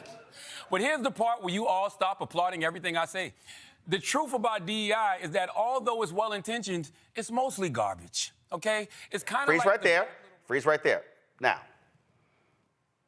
understand, from day one, white folks could not stand affirmative action programs. From day one. If you go back into history, they couldn't stand programs after the Civil War. So at every point, you've had this reluctance because it's like, oh, fine, y'all got some freedoms, but no, we ain't trying to give y'all no jobs. We're trying to give you any housing. And so you had the pushback against affirmative action programs. Then it became, let's get rid of these quota programs. So the folk that you saw, all them Fox News folks, all these anti-DEI people, Christopher Rufo, all these people, these folks have been running their mouths, and you throw in a sprinkle of some black people, some others in there. And they have been opposing these programs because they don't want to deal with white supremacy. They don't want to deal with racism. And see, what they then do is, this is the whole game, and you see it now. Because, the Charlie Kirks of the world. Oh, I'm concerned if there's a black pilot. Candace Owens, all people saying that sort of nonsense. As if we had airplane crashes by white people. See, we're not talking about a significant percentage of people who are in corporate power. We're not. It's largely controlled by white America. Those are just facts. And so critics are going to be critics. They are going to complain about any of these things because they don't want to deal with the underlying issue, which is when it comes to hiring, people pretty much hire who they know. And if all you know are white folks, and if all you see are white folks, and if all you hang out with are white folks, and if you only recruit at schools where there are white folks, then that's exactly who you're going to hire. Press play. The truth about DEI is that although it's well-intentioned, it's mostly garbage, okay? It's kind of like the Black Little Mermaid. Just because racists hate it doesn't mean it's good. And you know I'm right, because every one of you has sat through one of those diversity training sessions and thought, this is some bullshit. And it's not just you. Now, here's the whole deal. When we talk about diversity training, I've been in various programs, and what we have to understand is people don't like to be confronted with their own issues. We love to live in our silos, how we were raised, how we were brought up, and we like to look at the world in a certain way. What we don't want to have to do is consider somebody else's perspective. I remember when I was at the Fort Worth Star-Telegram, and the Maynard Institute was brought in to deal with a training program for us to diversify our sources. And I remember sitting there, and there was a white male business writer, and he was conservative, and he was resisting what they were talking about. And we're sitting there going, but look at who you call. See, for him, he would say, and this is what you hear from white folks today, well, I'm calling the people who I think are well-versed and experts on the topic. Precisely. But the people you're calling, they're nearly all white. Do you even think to call black experts? Do you even think to call black economists? And see, well, they would then go, well, I don't understand. Why do I have to call a black economist? You don't have to, but you could call an economist who happens to be black. Because what we see when it comes to how we live and how we work is that that's what folks do. And so if you start looking at contracts, start looking at, well, who's getting these contracts? Well, if the catering company and the legal fees and the architecture company and the engineering company and all professional service, if everybody white, man, that's what's getting hooked up. But y'all don't think about it. There's a black accounting firm, there's a black law firm that can do some of the outside work. No, see, they don't think about those things. And so the reality of DEI, it is forcing people to get out of their comfort zone and say, diversify who we do business with, provide equity in terms of economics, and include other people. But people hate to have to do that because they don't want to be forced to do it, because that means they have to do some work. That means they don't have to, that means they have to now go seek people. I remember Chris Rock complained about the lack of black people on Saturday Night Live. And he said, here's the problem. The white folks at SNL, they keep going to the same place, Second City in Chicago, or they're going to places in Canada. He said, y'all ain't going to the black comedy clubs. Y'all not going to hang out there. And so what he was saying is, if this is all you know, if you're at SNL, you're Lorne Michaels, and this is all you know, you don't even see all this talent over here. You don't even see all this talent over here, and that's the reality of why you have DEI programs. It's not about, oh, I'm hiring somebody who simply can't do it. But see, that's what the haters do. See, the haters love to frame this thing as, oh, they're not good enough. But you notice, these white folks who criticize DEI, they never, ever seem to question incompetent white people, because they operate from the basis that they're naturally qualified. And they never assign their racial identity to them getting hired. So they'll say, well, we had to hire a black person. We had to hire a black lawyer. We had to hire that. But you hired all these white folks. What do they all have in common? That's what we're now seeing with the criticism of DEI. Plush play. And it's not just you. Over 900 studies have shown that DEI programs don't make the workplace better for minorities. In fact, it can actually make things worse because of the backlash effect. Yeah. Okay, so this is where I have a fundamental problem with what Charlamagne said there. Because this notion that, well, it makes it harder in the workplace because these people don't like it. I don't give a shit if they don't like it. I don't care. Because the fact of the matter is, it does matter. And when you listen to all of these haters, they're actually lying. This, folks, is from the Pew Research Center. You see, May 17th, 2023. Workplace diversity and equity and inclusion efforts, or DEI, a majority of Americans employed, 56%, say focusing on DEI at work is a good thing. 6 in 10 Americans, 61%, say their company or organization has policies that ensure fairness in hiring, pay, or promotion. 52% say they have trainings or meetings on DEI at work. Now, you start going through this, and the folks who have been interviewed, yes, look at this here. Relatively small share of workers place a lot of importance on diversity at their workplace. More than half of workers say their company or organization pays about the right amount of attention to increasing DEI. Women are more likely than men to value DEI at work. There are wide partisan differences in views of workplace DEI. 78% of Democratic and Democratic-leaning workers say focusing on DEI at work is a good thing, compared with 30% of Republicans and Republican leaners. Now you understand. What is the Republican Party? It's a white party. President Herbert Hoover was a leader of what was called the Lily White movement, where Republicans who came out of the radical Republicans after the Civil War aligned with the KKK to suppress black people. It was called the Lily White movement. That's today's Republican Party. See, they hate all this DEI stuff. It's right there in the data. Only 30% of Republicans like it. So when you're watching Fox News and you're hearing conservative radio, all these digital sites, what you're hearing are people who are, oh my God, this DEI stuff is awful, because it lines up with actually their point of view. Because they don't actually want to see people like us actually move ahead. Press play. DARE from school? Y'all remember DARE? Yeah. She said, woo. DEI training is like DARE for racism.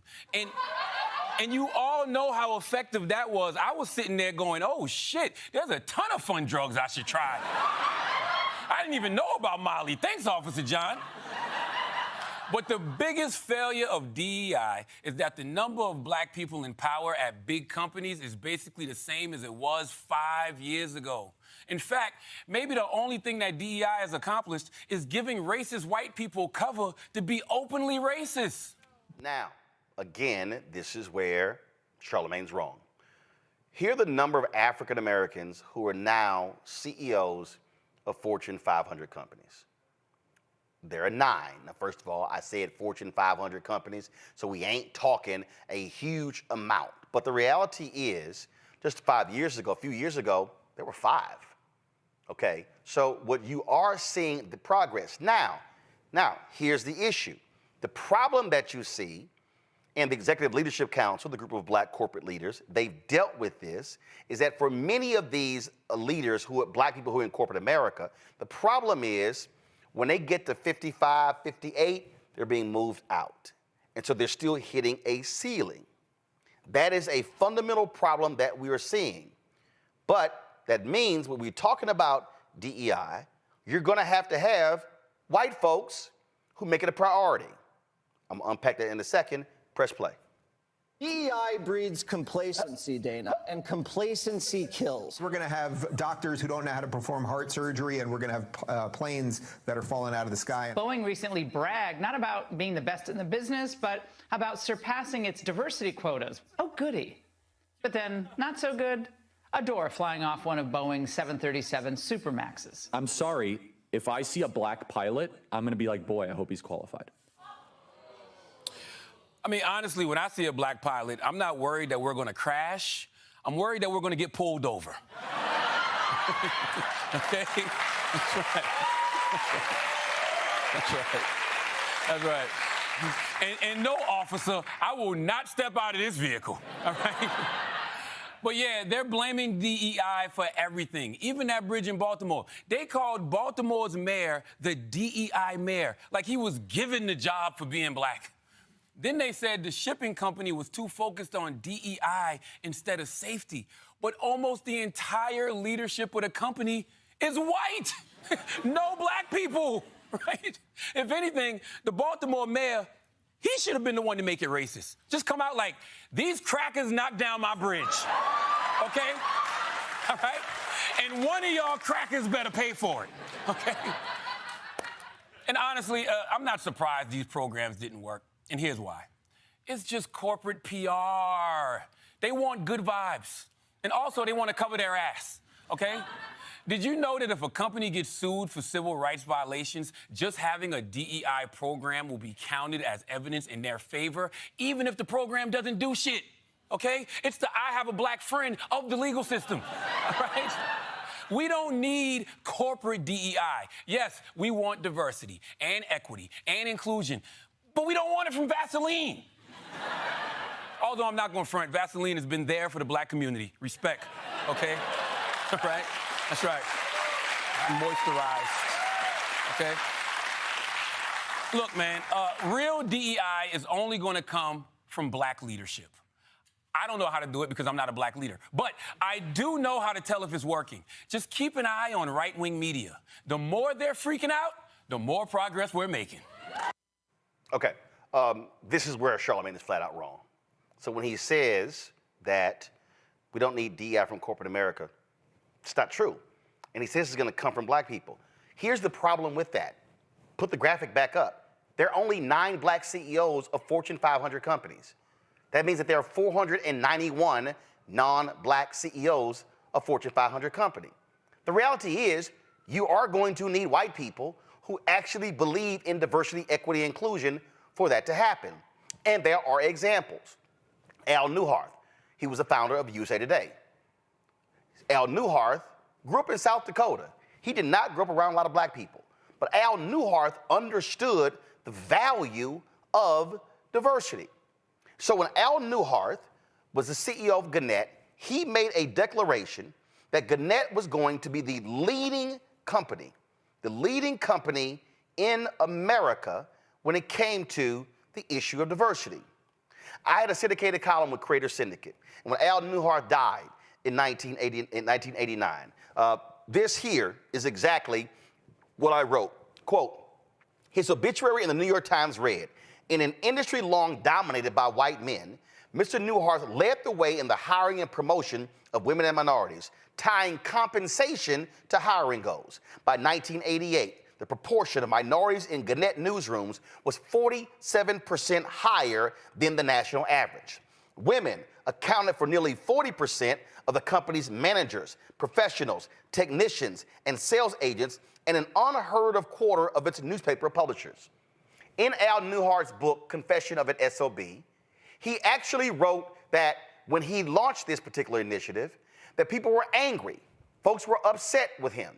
And he said point blank, if any of y'all have a problem with me tying your bonuses to your diversity numbers, you're free to leave the company. And guess what? A lot did. But you know what happened? You saw an explosion of black people, Hispanics, white women, and others who became publishers, news directors, managing editors, general managers of media company. And guess what that did? That forced all the other media companies to go, damn, we about to lose our minority talent, so we now got to change our programs. So guess what happened? Knight Ridder, Cox, and the others began to change. The problem is we didn't have enough Al Newharts in media to change the industry. He was by himself. As another example, John Landgraf. John Landgraf is the CEO of FX, the cable network. Now, you've seen many of those programs. You've seen Donald Glover's show, Atlanta, shows along those lines. Well, guess what? John Landgraf sat there and looked at his shows. And he then began to say, wait a minute, we got a problem. It's too many white guys. It's too many white directors. It's too many white showrunners. It's too many white writers. We can't tell different stories by keep hiring white folks. He was quoted saying, listen, I like my white guys. This is not going to work. So in 2016, John Landgraf sent out an email to his entire network and said, this has to change. In 2021, check this out. Nearly half of all episodes on FX were directed by people of color. Women were 35% of those who directed those episodes. But it wasn't just directors. And listen to this, quote, truthfully, I'm not proud of fact it took me so long to take concerted action on inclusiveness. He said, hold on one second.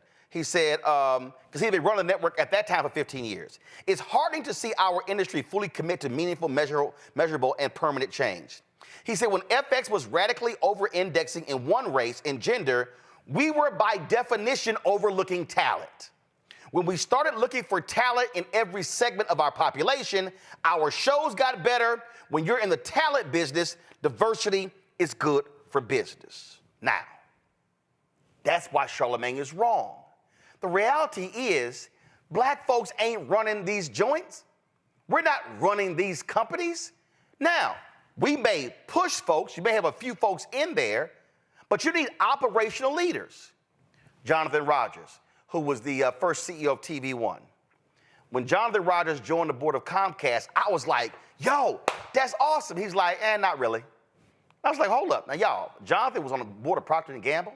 He was on the board of Nike. And I was like, Jonathan, are you serious? He said, I didn't want a board job. He said, Roland, I want an operational job. I was like, but is it a board job better than an operational job? He said, no. I said, Jonathan, why? He said, because if I had an operational job, that's where you hire. He said, by the time it gets to the board, we don't control hiring. He said, we just sit here and oversee the CEO. That was an instructive thing he actually said to me. So what we have to understand is that for DEI to work, you've got to actually have individuals who are in power, for the most part they're gonna be white, who are making the decisions in order to be able to affect the change. This is where we, again, make a mistake on this very issue.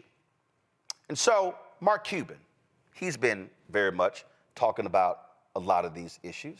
He's been focusing on a lot of these issues. And so I sent Mark Cuban, don't pull it up yet, I sent Mark Cuban an email to get his particular thoughts. And I wanted to get him on the show because he's been going back and forth against Christopher Rufo, against Elon Musk, slamming them on this issue of diversity. I mean, he's been swinging on them.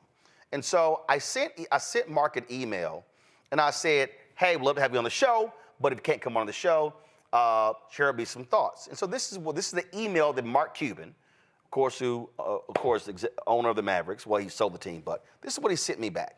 He said, Roland, look at the top 10 market cap companies. All have DEI programs, even Tesla. 3 of the top 4 are run by people of color. The other, Apple, by a gay man. All make DEI a priority. My general position is that I believe DEI is really good for business. People trust people who look like them. They want to do business with them.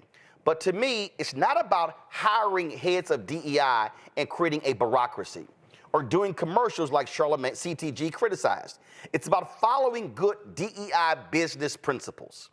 Diversity is looking for great people where others don't. There are a lot of smart people that are ignored for jobs. Find them where others aren't looking. Equity is where the right goes nuts.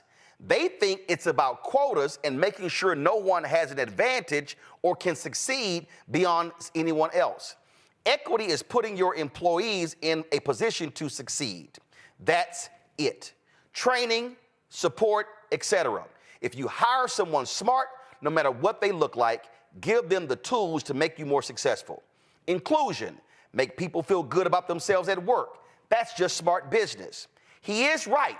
We need more black leaders. But when you are only 8% of the white-collar workforce, it takes time. And he contradicted himself. Can racists freak out any more than they are now? Everything is about DEI, which is another way of saying people of color aren't qualified. They can't do the job. They only get it because of DEI. Look at the people that work for you. Where do you recruit? How do you put your employees in a position to succeed? How do you make people who are different feel included? You have been an entrepreneur for a long time. Talk about your business and your experience. You don't have to have a DEI program to practice DEI. You just have to run your business the right way and set standards for how people are treated. And folks, right there, the fundamental issue with DEI programs as to how they are set up right now is that they are performative because the leaders are not serious. The leaders are not taking proactive decisions. The leaders are not sitting here going, wait a minute, who has all of our outside legal work and our accounting work? We're spending money on catering. Do we have any black caterers? We spend how much money on flowers for the office? Are we using any black florists? We spend money on audiovisual. Are we using any black audiovisual companies? How much of our money is going to spend on advertising? Oh, the ad agency we're using, are they diverse? Oh, we're not going to spend our money with lily white ad agencies. Oh, y'all see how that works? That's what a leader does.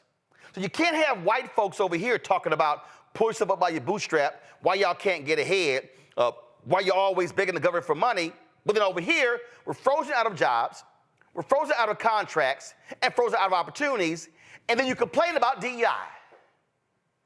So what I need folks to understand, and again, it was a comedy segment, and it was 5.5 minutes. I've already gone 38 minutes.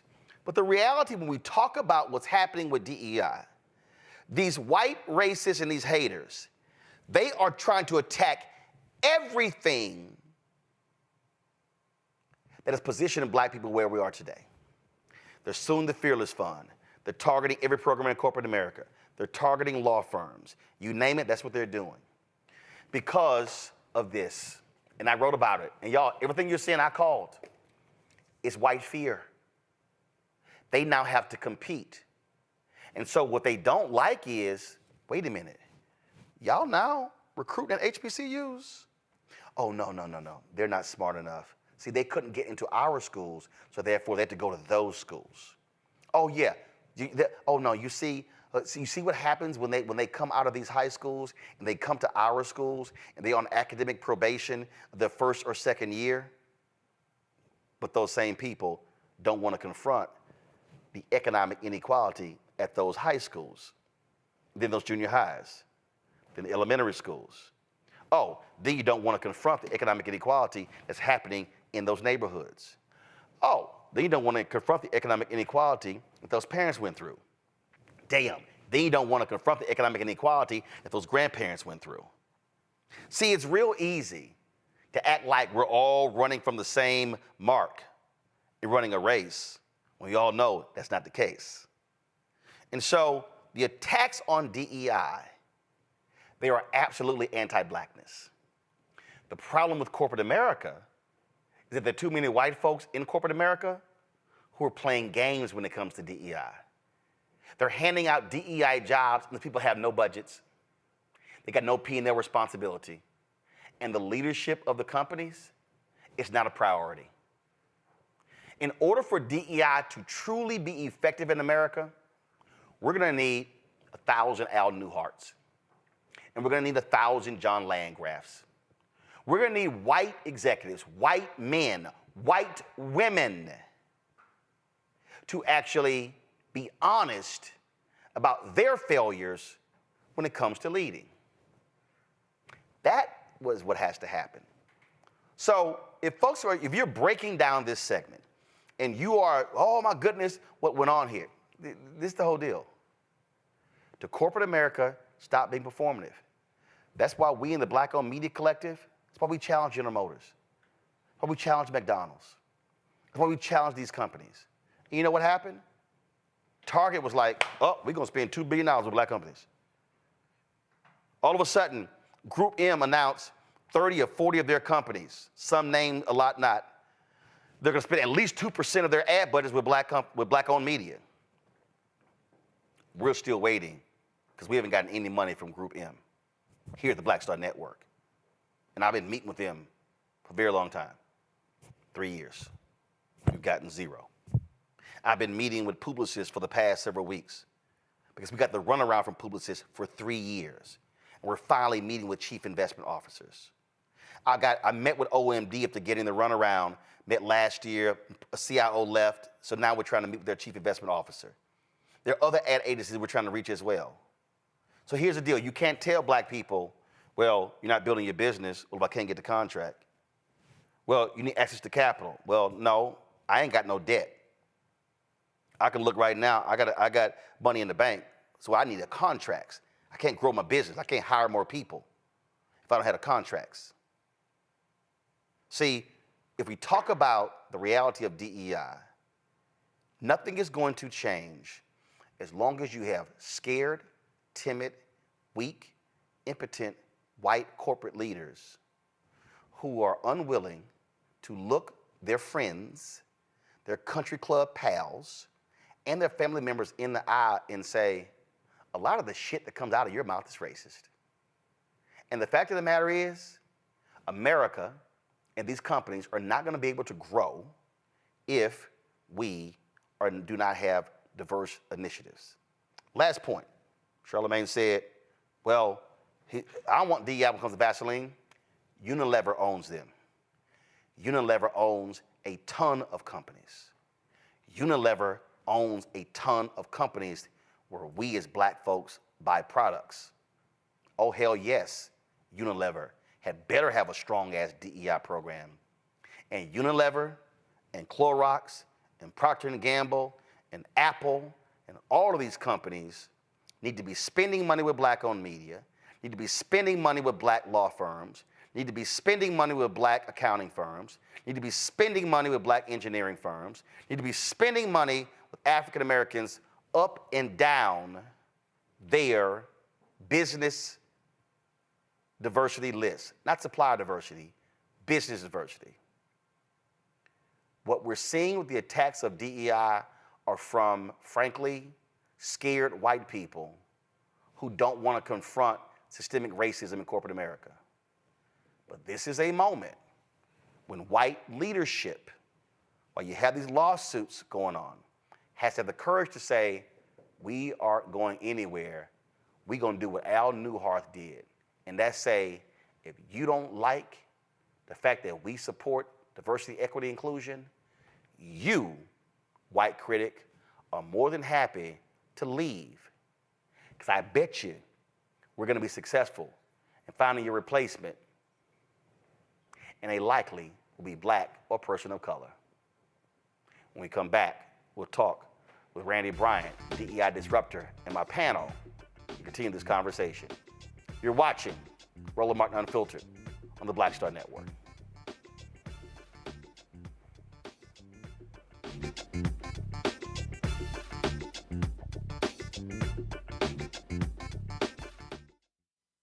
When you talk about blackness and what happens in black culture, we're about covering these things that matter to us, speaking to our issues and concerns. This is a genuine people-powered movement. There's a lot of stuff that we're not getting. You get it, and you spread the word. We wish to plead our own cause.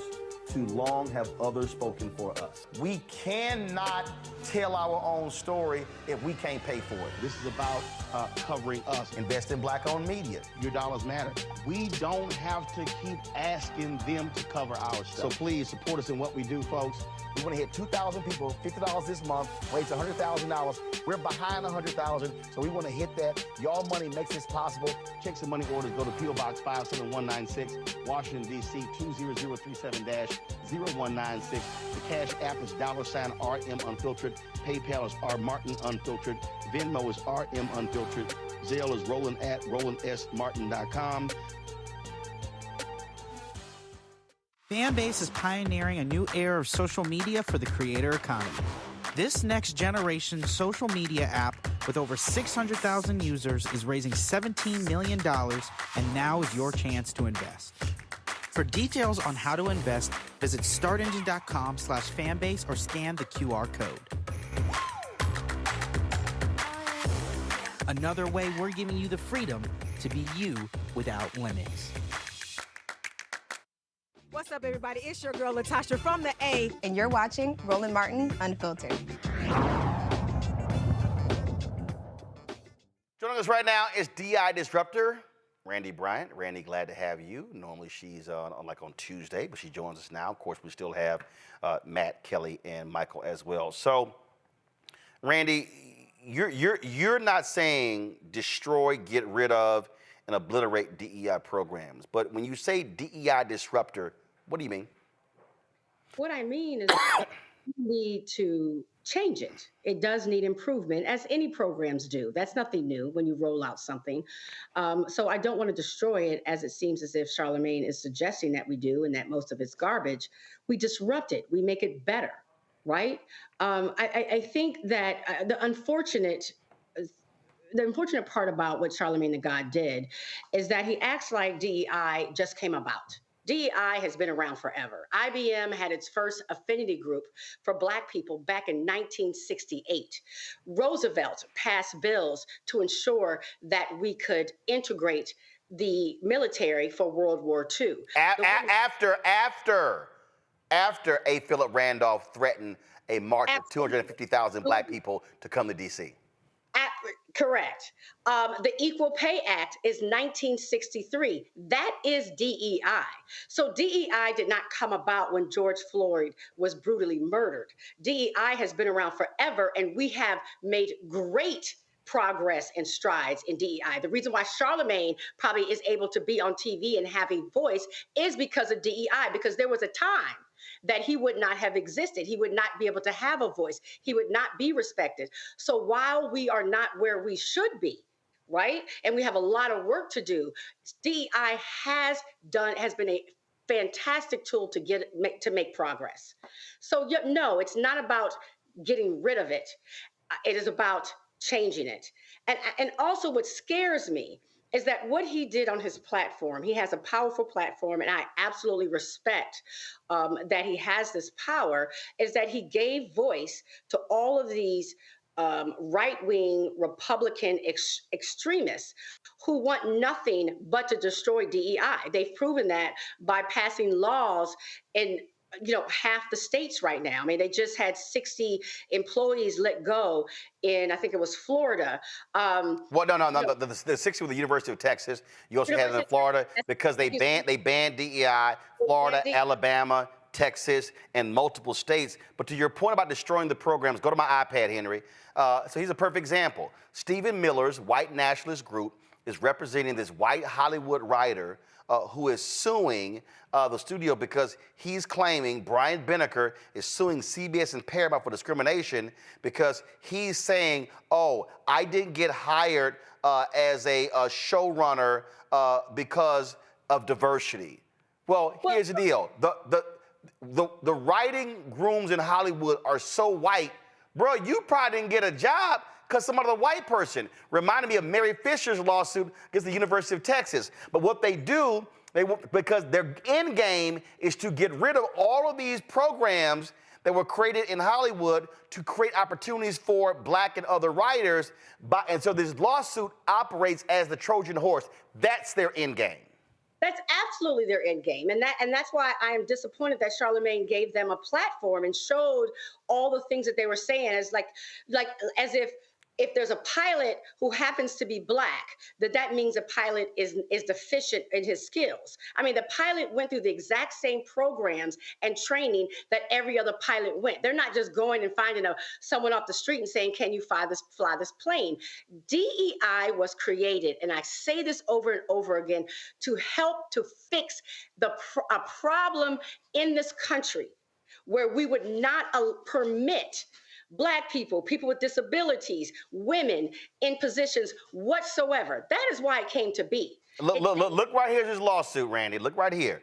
The Benecker lawsuit asserts that, quote, an illegal policy of race and sex balancing promoted the hiring of unnamed, quote, less qualified applicants, including women, minorities, or LGBTQ writers. Well, first of all, if you're talking about women, you're talking about white women, okay? And if you're talking about LGBTQ, we're not in that category, because anytime when they break out categories, they put the black people in the black category. You can't be in multiple categories. But again, that's what the goal is. So I think, and again, and listen, I was texting Charlamagne today.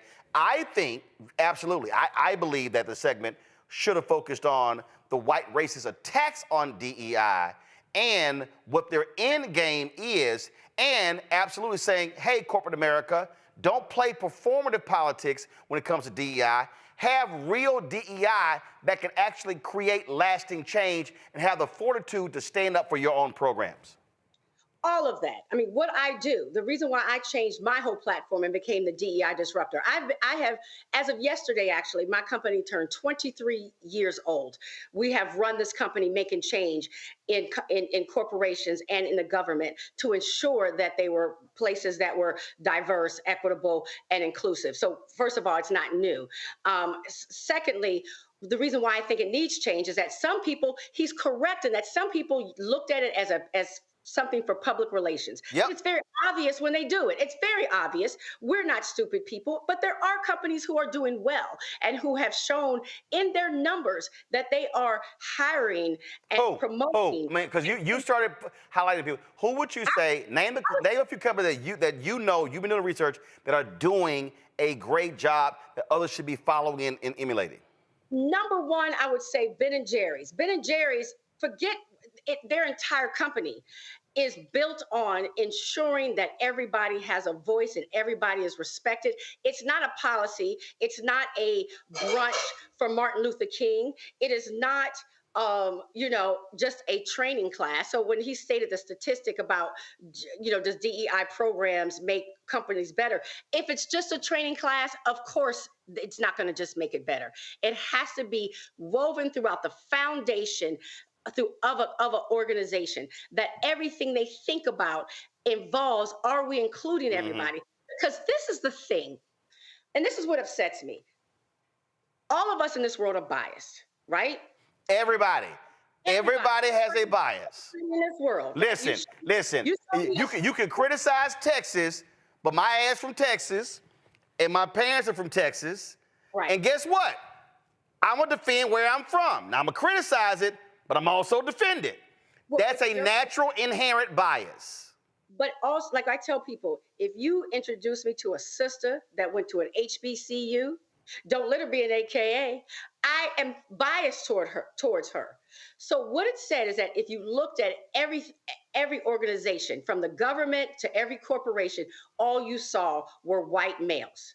So they said, we can't just say, hi, guys, you rich white men, could you do us a favor and maybe consider that there's some qualified candidates that are women, that are minorities, that are Black, that are gay? No, because they aren't going to do it. We have to say, we're going to put some things in place to help you fight, to help challenge your biases. Yep. Right? That's all DEI is when they talk about hiring. It is not to hire unqualified people. It's to hire very qualified people. Well, but here's the deal, though. The word, but Randy, the word qualified is never used when discussing white people. They only use the qualified when it's talking about Black people, other people of color. If you look at what they're doing at colleges with nepotism, where there is a legacy, there were like a very good number of people get into these colleges and universities because they have a legacy. Hell, you ain't got to go to college. If you actually want to be a coach in the NFL, the best way to get one is have your daddy be a coach. They essentially hire their sons. Panelists got some questions. I'm going to go to Michael first. Michael, go. All right, Randy, this is a fantastic conversation here. I guess what I would ask is, how do we push forward the enhanced, more effective DEI programs at the corporate level? And the reason why I say that is because you have the attack on DEI right now. But also for a lot of African Americans, I would say, a lot of us may not be clear exactly on what DEI is. Okay, so how would we go about? Maybe give us some tips on how we go about pushing forward effective programs with what we have now. We don't have more people like Roland was saying that we need right now. But what we have now, how can we push forward? Let me tell you something. I don't ever try to change people's hearts, but people do think and vote and conduct themselves with their dollars. If we say, so a company like Tesla, and Elon Musk has made it very clear that he's not pro-Black, not pro-diversity, not pro-DEI, right?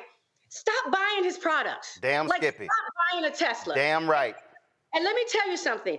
If we would take companies and we said, you know what, this company has no minorities on the board of directors. They have no Black people on their executive team. So we are not going to support them. They will not get our money. And you know how much spending money we have, power we have. They will all of a sudden. $1.6 trillion. They will all of a sudden become all about DEI. Where's that girl, Randy? We want to hire her. Money talks and bullshit walks. There you go. Right? Stop allowing people to just to take your money and you have not shown any allegiance to them. Like, when they say back, during the civil rights movement, don't shop where you can't be hired.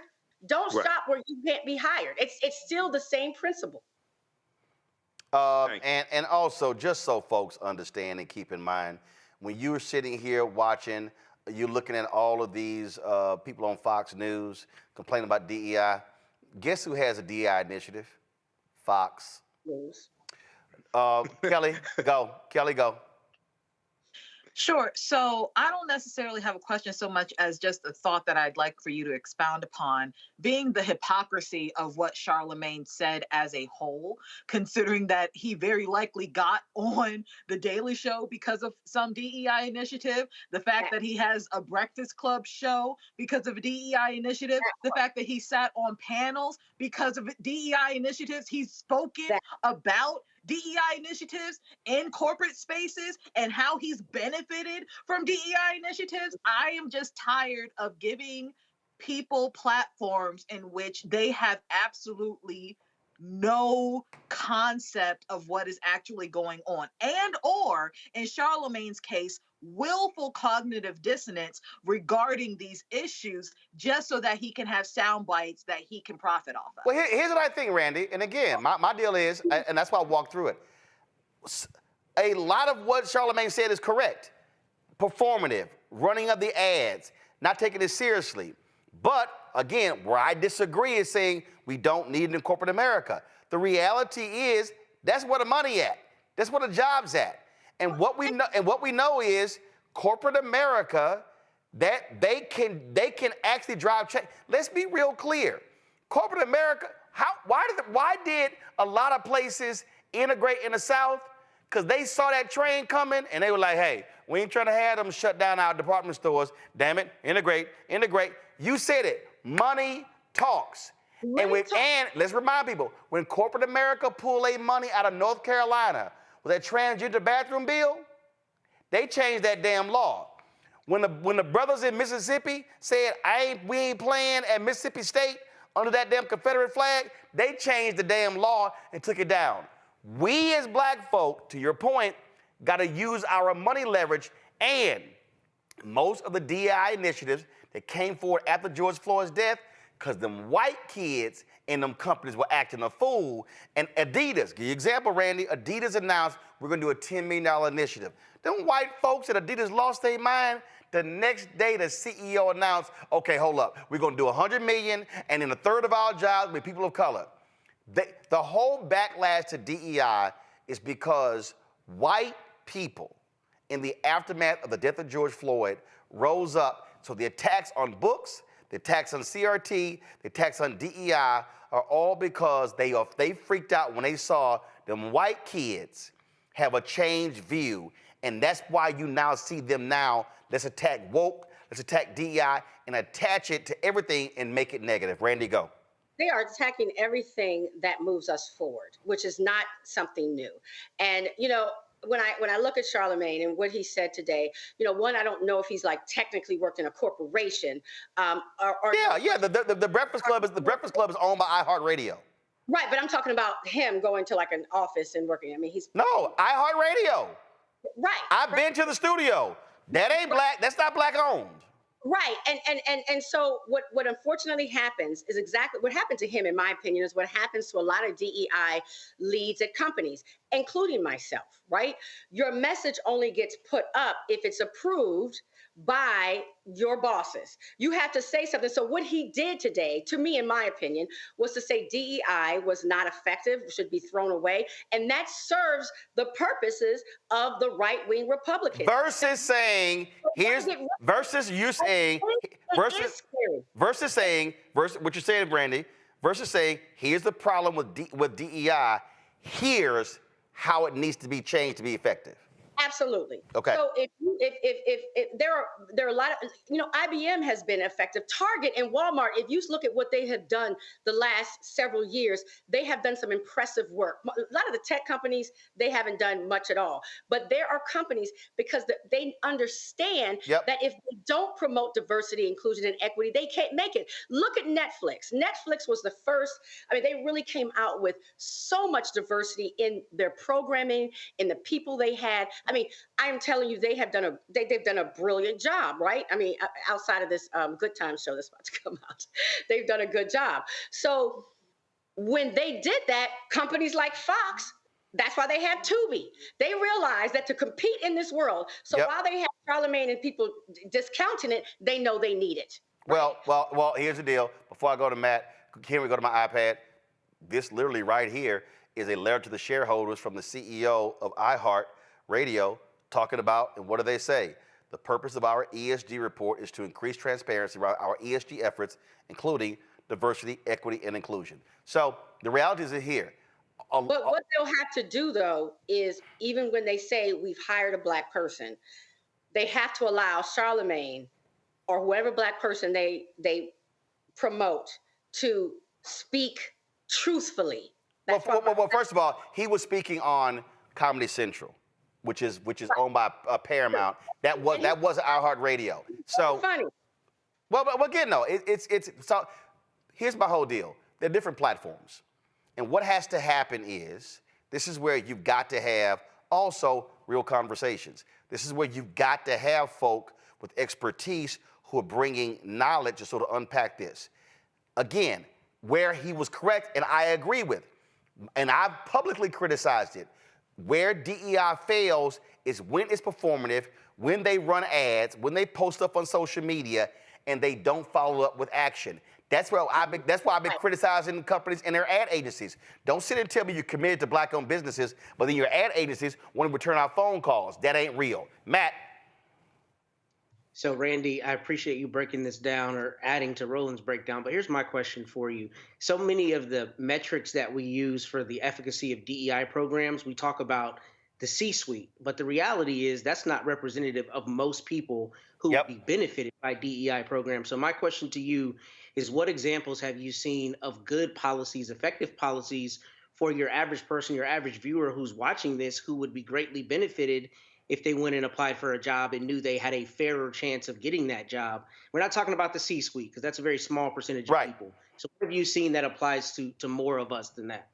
Well, this is where I believe that, again, where the studies that were cited got it wrong. There have been great improvements when it comes to Black people getting jobs at almost across the board. I mean, from the federal government to localized governments to corporations, Fortune 500 and down, where you are seeing more Black people get jobs and management jobs. You are right that the C-suite is kind of where we get stopped oftentimes, but to say that we have not made great strides is ridiculous. If I were to name companies, there's so many. Like I just said, Target, Walmart has done a great. The tech companies to me have done the worst. If you're looking at the promises they've made, the tech companies like Facebook and Google, nothing has moved on their scale of anything. But most companies across the board have more diversity than they've seen in the past. And the reason why is because they were pressured to do so. People aren't going to do things just because they're nice. And DEI wasn't developed to get unqualified people in positions. It was just to put the net further. Tell me where you are looking for qualified candidates. Also, let's talk about your biases, because what's very insulting about what these commentators are saying and how they're attacking DEI is what they're saying is if you hire a Black person, that automatically means that you're hiring a less qualified person. Yep. So for somebody to say that aloud is bold. Well, but again, no, but that's the agenda. That is the absolute agenda, to say that if I see a Black pilot, automatically I'm assuming that they're not qualified. So it's talking about pilots. If you look at the airlines, all of the airlines now have programs to partner with HBCUs. But that's racism. So that's just racist, just being very clear with their racist language, and they're allowed to get away with it. Well, the reverse racism, if you know. No. I'm saying, I'm not calling reverse racism. I'm saying using that language, if you say I see a Black pilot, I automatically think they're not qualified, you racist. 1,000% racist. There is no ways around it that's racist, okay? But the cosmetics companies, you look at people like Rihanna, who had to come out and with her Fenty company and say, there's no shades that match Black people. You got like five shades. Yep. I mean, there are major changes being made every day. Does it mean that there are a lot of companies that it's performative? No, of course they're being performative. But I'm gonna tell you something. If Black people become active and call these companies out, Yep. I promise you that they will not be performative anymore. Let their stocks drop. Let their earnings drop. Yep.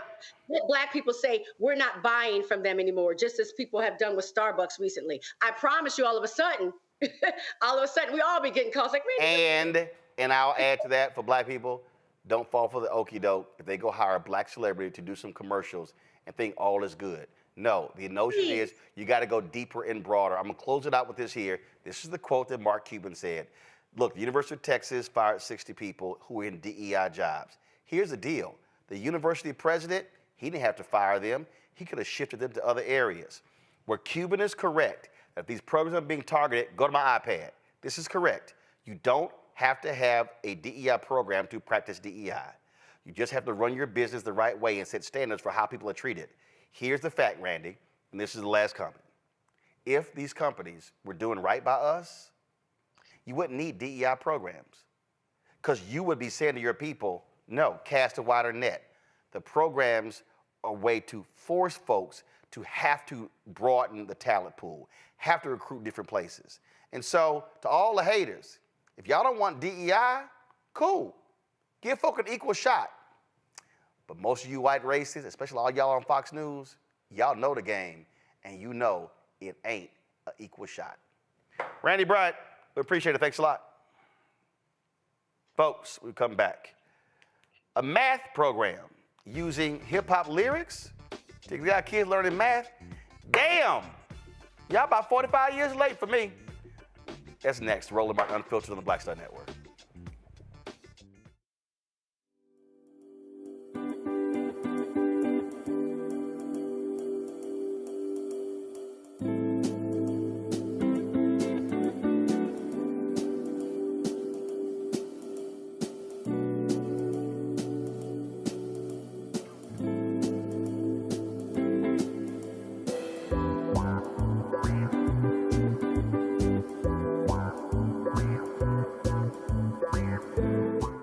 Fanbase is pioneering a new era of social media for the creator economy.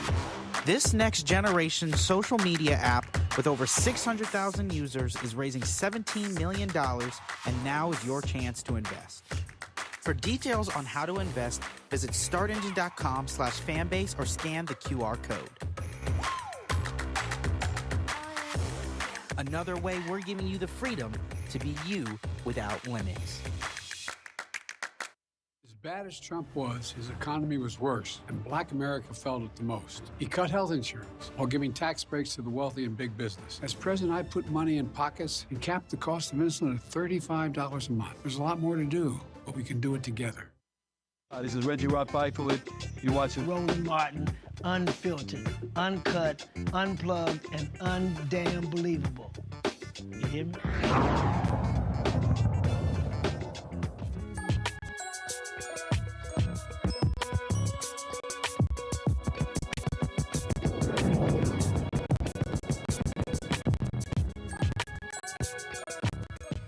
All right, folks, it's an innovative curriculum that connects hip-hop culture with math. Lyrical Math is a research-based, data-proven intervention program that builds students' confidence and mastery of numbers.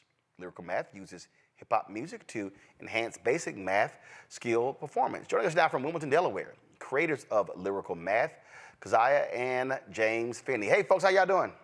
How you doing? Good to see you. Yeah. What a lot of people don't realize is that when you think about, and why is it escaping me? Charter school. My goodness, it's gonna come to me in a second. Anyway, I'm gonna bring it. Take your time. This charter network, it got created because one of the co-founders heard all these black kids across the hall cheering and making all this noise, and he was like, "What the hell's going on?" And the black woman, her name was Harriet. I'm gonna pull up in a second. She was actually using music to teach these kids. Come on now, that's right. Education, and that literally forms the basis of this charter network. So this is, I mean, you utilize what you have to do. How did this start for y'all? What was the light switch that came on? What was it? Great question. Yeah, you mind if I take this? Go ahead. All right, so basically, I was in my undergrad, which was studio production, digital filmmaking, and I had to do a senior project. And so I was going to do a documentary, and then she was like, no, don't do that. Don't do that. Do a math video. I said, math is boring. I mean, if we're going to do it, it got to be funny. So we made a comedic math video. It was 5 minutes and 20 seconds of her rapping. Actually, she was teaching a student who was just checked out. We went over top. She was eating peanut butter and jelly sandwiches. Sleeping in class, all that. The whole nine. And so then at the end of the video, the teacher said, well, let me try it this way. And she rapped the lyrics. Right. And then she played the student, and she was like, oh, I'm getting it. And then she got it. It was called Adding Integers After School. Right. And so you were teaching at Chester Community Charter? Right. Chester Community Charter in Pennsylvania. Mm-hmm. And so then she said, do you mind if I use your video? Because I'm teaching integers to my group of students on Monday. So what happened? So I created a pre-test and a post-test for adding integers. Gave them the pre-test and then let them watch the 5-minute video, and then gave them the post-test. The data was crazy, Roland. So crazy. Like her worst class had a 61.7% increase in comprehension for average. Wow. Yes. Off of 5 minutes. Yes. 5 minutes. Okay. So then how? I mean, like, what explains that? So music is a powerful recall tool, and so absolutely. In this particular case, we're talking about adding integers. It's simply 2 rules to adding integers, right? And so if the signs are the same, keep it, add that. If they're different, take the bigger one, subtract that. And so, I rapped the lyrics in the video, and then the students that were in my class, they were rapping the lyrics, and then I gave them the post test. They used the lyrics, and they passed the test. Right. And so, this was something I was doing in the classroom anyway. I was always, trying to keep the engagement with my students by teaching them through hip hop music. Right. And so by doing that, I was creating my own lyrics. The students, they were more engaged. I had a lot more fun. Classroom was just live. But once he used that as a senior project, and then we took the data, we looked at the data, it was like, wait a minute, hold on. So look, that night, I literally said to her that night, Roland, I said, how many people you want to help? And she said, as many people as we can. Right. And that's how we began creating lyrical math to where it is today. And again, it was. I mean, that is unique. I remember when Reverend Jeremiah Wright spoke at the Detroit NAACP Freedom Fund dinner in 2008.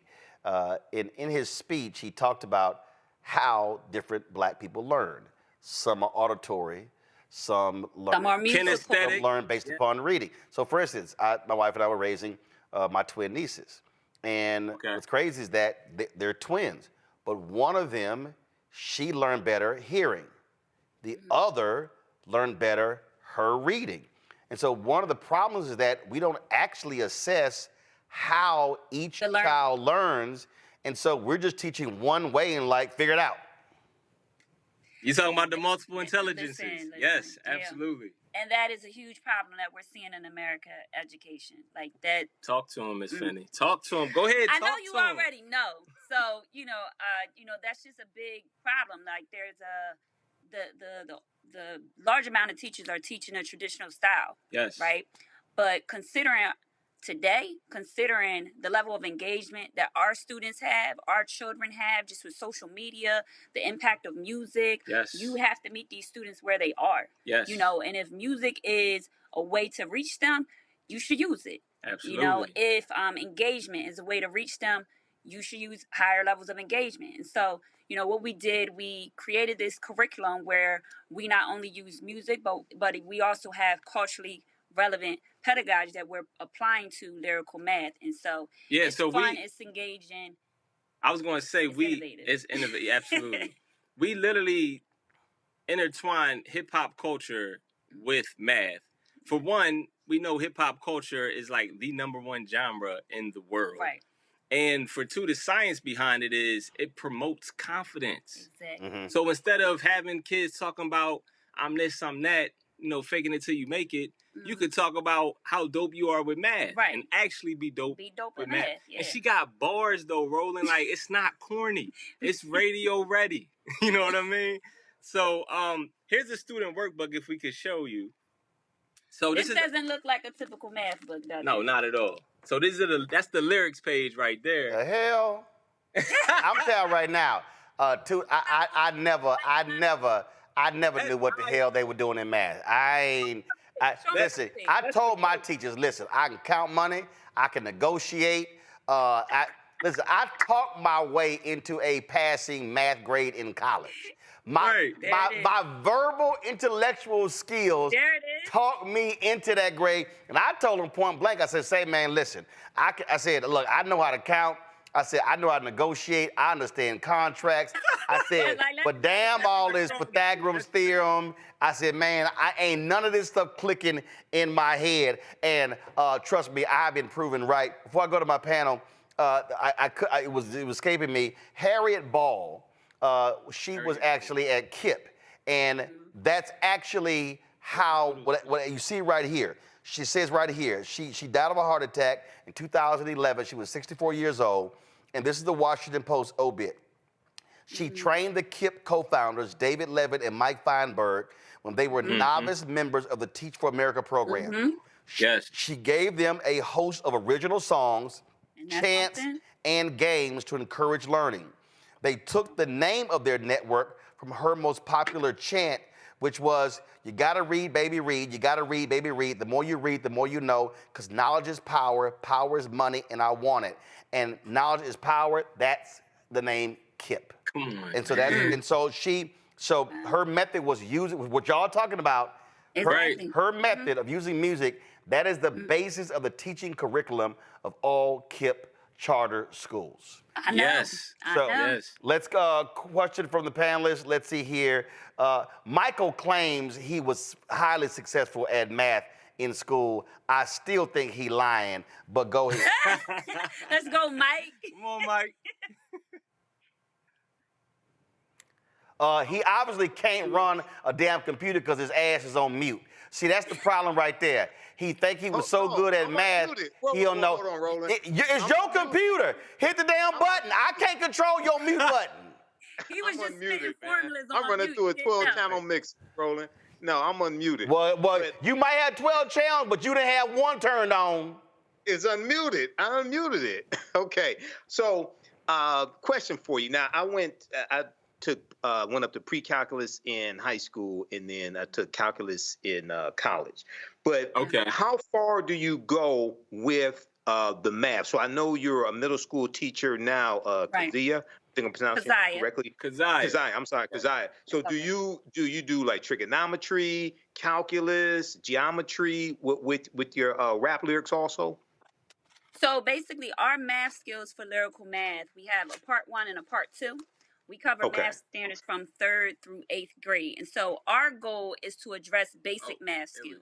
Our goal is to address basic math skills. And so we start off with multiplication and division, and then we jump into fractions, integers, geometry, conversions of length, volume. Give us some bars. Give us something. Give us some bars. Okay, so here's something for adding fractions. You ready? I'm going to slow this down. I got to add these fractions. Break it down. Let me show them what's happening. Hold up. Let me make sure they had the same denominators. Then I'm going to get right back to adding. But I got to add these fractions. Break it down. Let me show them what's happening. Hold up. Let me make sure they had the same denominators. Then I'm going to get right back to adding. Oh, anytime my denominator's different, I'm looking for that LCM till I get it. Turn my LCM into my denominator. Make equivalent fractions to get my numerators. I take my numerators, then I add them up. I take my numerators, then I add them up. Keep my denominator as my LCM. Keep my denominator as my LCM. When I get my sum, I make it hotter than the summer. Blazing through this work, the more I work, the more I come up. I'm adding fractions, this is something that I breeze through. Check my answer simplified if I need to. I gotta add these fractions. Break it down, let me show them what's happening. Hold up. Let me make sure they had the same denominators, then I'm going to get right back to adding. All right. Show your skills, okay. Kelly. First of all, that was amazing. Thank you. My question is, I wasn't terrible at math. It wasn't my favorite subject, but I was good at it. But my core thing was music, right? I come from a family of musicians. I sing myself, all of those things. And one thing that was actually drilled into my head is not just that math is music, but music is math. So my question to you is, are there opportunities that you have, or have you done anything in conjunction with music courses and fractions, because we've got, time signatures, we've got circle of fifths, we've got, key changes and the like. All of that requires math. Right. Interesting. Because you use all of those concepts in your music for math. Right. I'm just curious if you branch out beyond that and incorporate actual music classes in what you do. Not as of yet. Yeah, so we are solely focused at this point. Now, I have made songs for science because I'm also a certified science teacher. But right now we're focused so much on math, mainly because it's such an issue right now. I mean, the lack of comprehension that we have for basic math skills is scary. Across the country. Mm-hmm. And so, not only did we previously have just general summer learning loss, but then now we have the pandemic learning loss on top of it. So you have a lot of students that are, say, in 5th grade, but they're actually 2 to 3 grade levels behind. Yep. They're in 5th grade, and a lot of students are getting pushed along and pushed ahead, even though they actually are not mastering the skills. So talk about it. What does that look like? So what that looks like is you have students that probably are coming. A lot of students are coming home right now and they're on honor roll, and their parents are excited. They go to the honor roll assembly. They're like, "That's my baby." All right. And everybody's excited. A 5th grade child just got honor roll, but that 5th grade child might not be on grade level. Correct. Might not be on grade level. And we're in a lot of schools where that is the case. We had a group of 5th graders where about 90% of the class was actually on 2nd or 3rd grade level. Right. But those kids were getting honor roll. Because they were teaching them on the 2nd or 3rd grade level. Like, hey, if I give you a test and you pass it, then technically you have an A, right, on that test. But that's not necessarily saying that you have an A on a 5th grade level. Correct. Do you get what I'm saying? And so we're just very focused right now on closing this huge academic achievement gap. And in our community, even beyond our community, it's just a huge issue. And, it's going to catch up with society in a way that is going to be extremely alarming. It's already alarming. Right. So right now we're focused on math. Education needs a win in a major way. And so we need teachers like Miss Finney that break the mold. You know what I mean? To change the narrative, to get students engaged and excited about learning. Right. And she got the tools in her arsenal to do it. So that's why I'm rocking with her. Matt, what's your question? So I hate I had to go last because I wanted to tell y'all the whole segment. Y'all have the dopest energy by far. Just so I mean, y'all are just a beautiful couple, and it's dope how you support each other. And first off, kudos for that. But nonetheless, my question is, do you have a product? So like, I'm not anywhere near Delaware. I would love my children to be able to use this.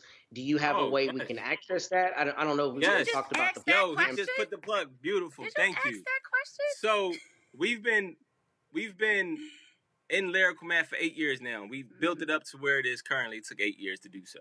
In the process of doing that, we finally made it available for households, right? So we have the Lyrical Math Online Academy. You get the yearly subscription, and it comes with this one-of-a-kind student workbook. Right. You get it mailed to your house, and then you get a username and password that child will log in and learn from Miss Finney on demand. Right. It's having a Michael Jordan of lyrical math in your household. Right. On demand. What you call it? The Netflix of math? It's like the Netflix of math. Pretty much. And so basically, you can be home and you can have your child, say you're making dinner, right? And you're like, I need you to work on some math problems just to brush up on your basic math skills. I don't want to sit here and teach you math. I don't even know how they're teaching math right now. Right. But I know Mrs. Finney knows how to teach you math through lyrical math. So, hey, grab your student workbook, your lyrical math student workbook. There you go. I want you to crack it open, right? I want you to do lesson 7, worksheet number 1 today. They go to the platform, they pull it up. And listen, you can pull this up right on your cell phone. Yeah. Right on your cell phone. Like right now, check this out. Can you see this? This is our platform right here. So, even with just a cell phone, check that out. So and then you push click play. here, Yep. That's page what? What's it say? 162? And y'all, she got the personality. She goofy. She silly. The kids are going to learn the math.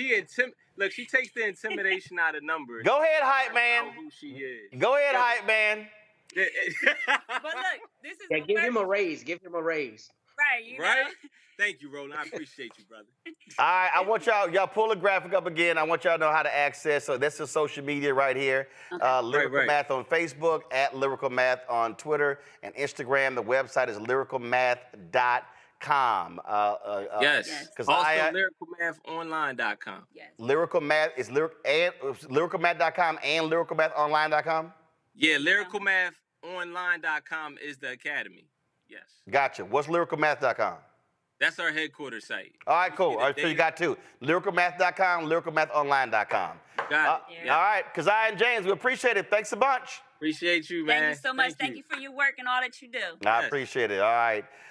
Folks, that's it for us. Let me thank Michael, Kelly, and Matt. I certainly appreciate y'all joining us on today's show. Thank you so very much. Michael, learn how to hit the mute button. If you're on mute, turn it back on. I mean, rolling. It's delayed. I did unmute it. No. There was no delay, Mike. Michael, you were talking, and we literally saw your lips moving and could not hear you. So there was a delay. It was unmuted. Right. Okay. Signals know how to work technology. Well, you damn sure wasn't a good example. I'm just saying. All right, well, Kelly, why you over there sighing? We know how. Y'all got it. Also, A. Philip Randolph was a member of Phi Beta Sigma Fraternity Incorporated. I didn't get a chance. Why? We were so close. When Randy Bryant mentioned A. Philip Randolph, but just so people know, he was a member of Phi Beta Sigma Fraternity Incorporated. Yeah, but it needed that alpha to pull that March of Washington off. We were so close. I don't know why. March of Washington was originally A. Philip Randolph's idea. Guess what? It's a whole bunch of people have an idea, but they didn't pull it off. Well, he got Executive Order 8802 put in place by President Roosevelt to desegregate jobs in the Department of Defense for African Americans, which is why he called off the March on Washington the day before it was signed. That was June 1941. And thank goodness for them lawsuits filed by that alpha man, Thurgood Marshall. But you ain't gonna win this one. I mean, you ain't gonna win it, but just go ahead. But look, y'all got one or two. Let the record show. Y'all got one or two. Phi Beta Sigma Fraternity Incorporated. Yeah, y'all got one or two, so that's the only hat you can hang it on. All right, that's it. Appreciate it. Yeah, enough chit chat. All right, Matt, Kelly, Michael, thanks a bunch. Let me shout out my Jack Hayes High School. Y'all see I'm rocking my JY colors, and there's no coincidence that that's the colors of the show, because these colors of my high school. So, and in case y'all didn't understand that I knew where I was gonna be today, this literally was what they used to call me in high school. Y'all see that? That says Mr. TV. Just so y'all know, I was way ahead of the curve. All right, that's it, folks. Support us in what we do. Join the Bring the Funk fan club. Send your check and money order to P.O. Box 57196, Washington, D.C. 20037-0196. Cash App, $RM Unfiltered. PayPal, R Martin Unfiltered. Venmo's RM Unfiltered. Zelle, Roland at RolandSMartin.com, Roland at RolandMartinUnfiltered.com. You can also, of course, download the Black Star Network app, Apple phone, Android phone, Apple TV, Android TV, Roku, Amazon Fire TV, Xbox One, Samsung Smart TV. You can check our 24-hour streaming channel out. We're available on Amazon News. By going to Amazon Fire, you can tell Alexa to play news from the Black Star Network. Also, we're on Plex TV, Amazon Freevee, Amazon Prime Video. And be sure to get a copy of my book, White Fear, How the Browning of America is Making White Folks Lose Their Minds. Available at bookstores nationwide. Get the audio version on Audible. Y'all have a fantastic weekend. Good luck watching March Madness. Go South Carolina and Dawn Staley. Hope y'all have a great finish and finish undefeated and win the national championship. We got to bounce. Holla!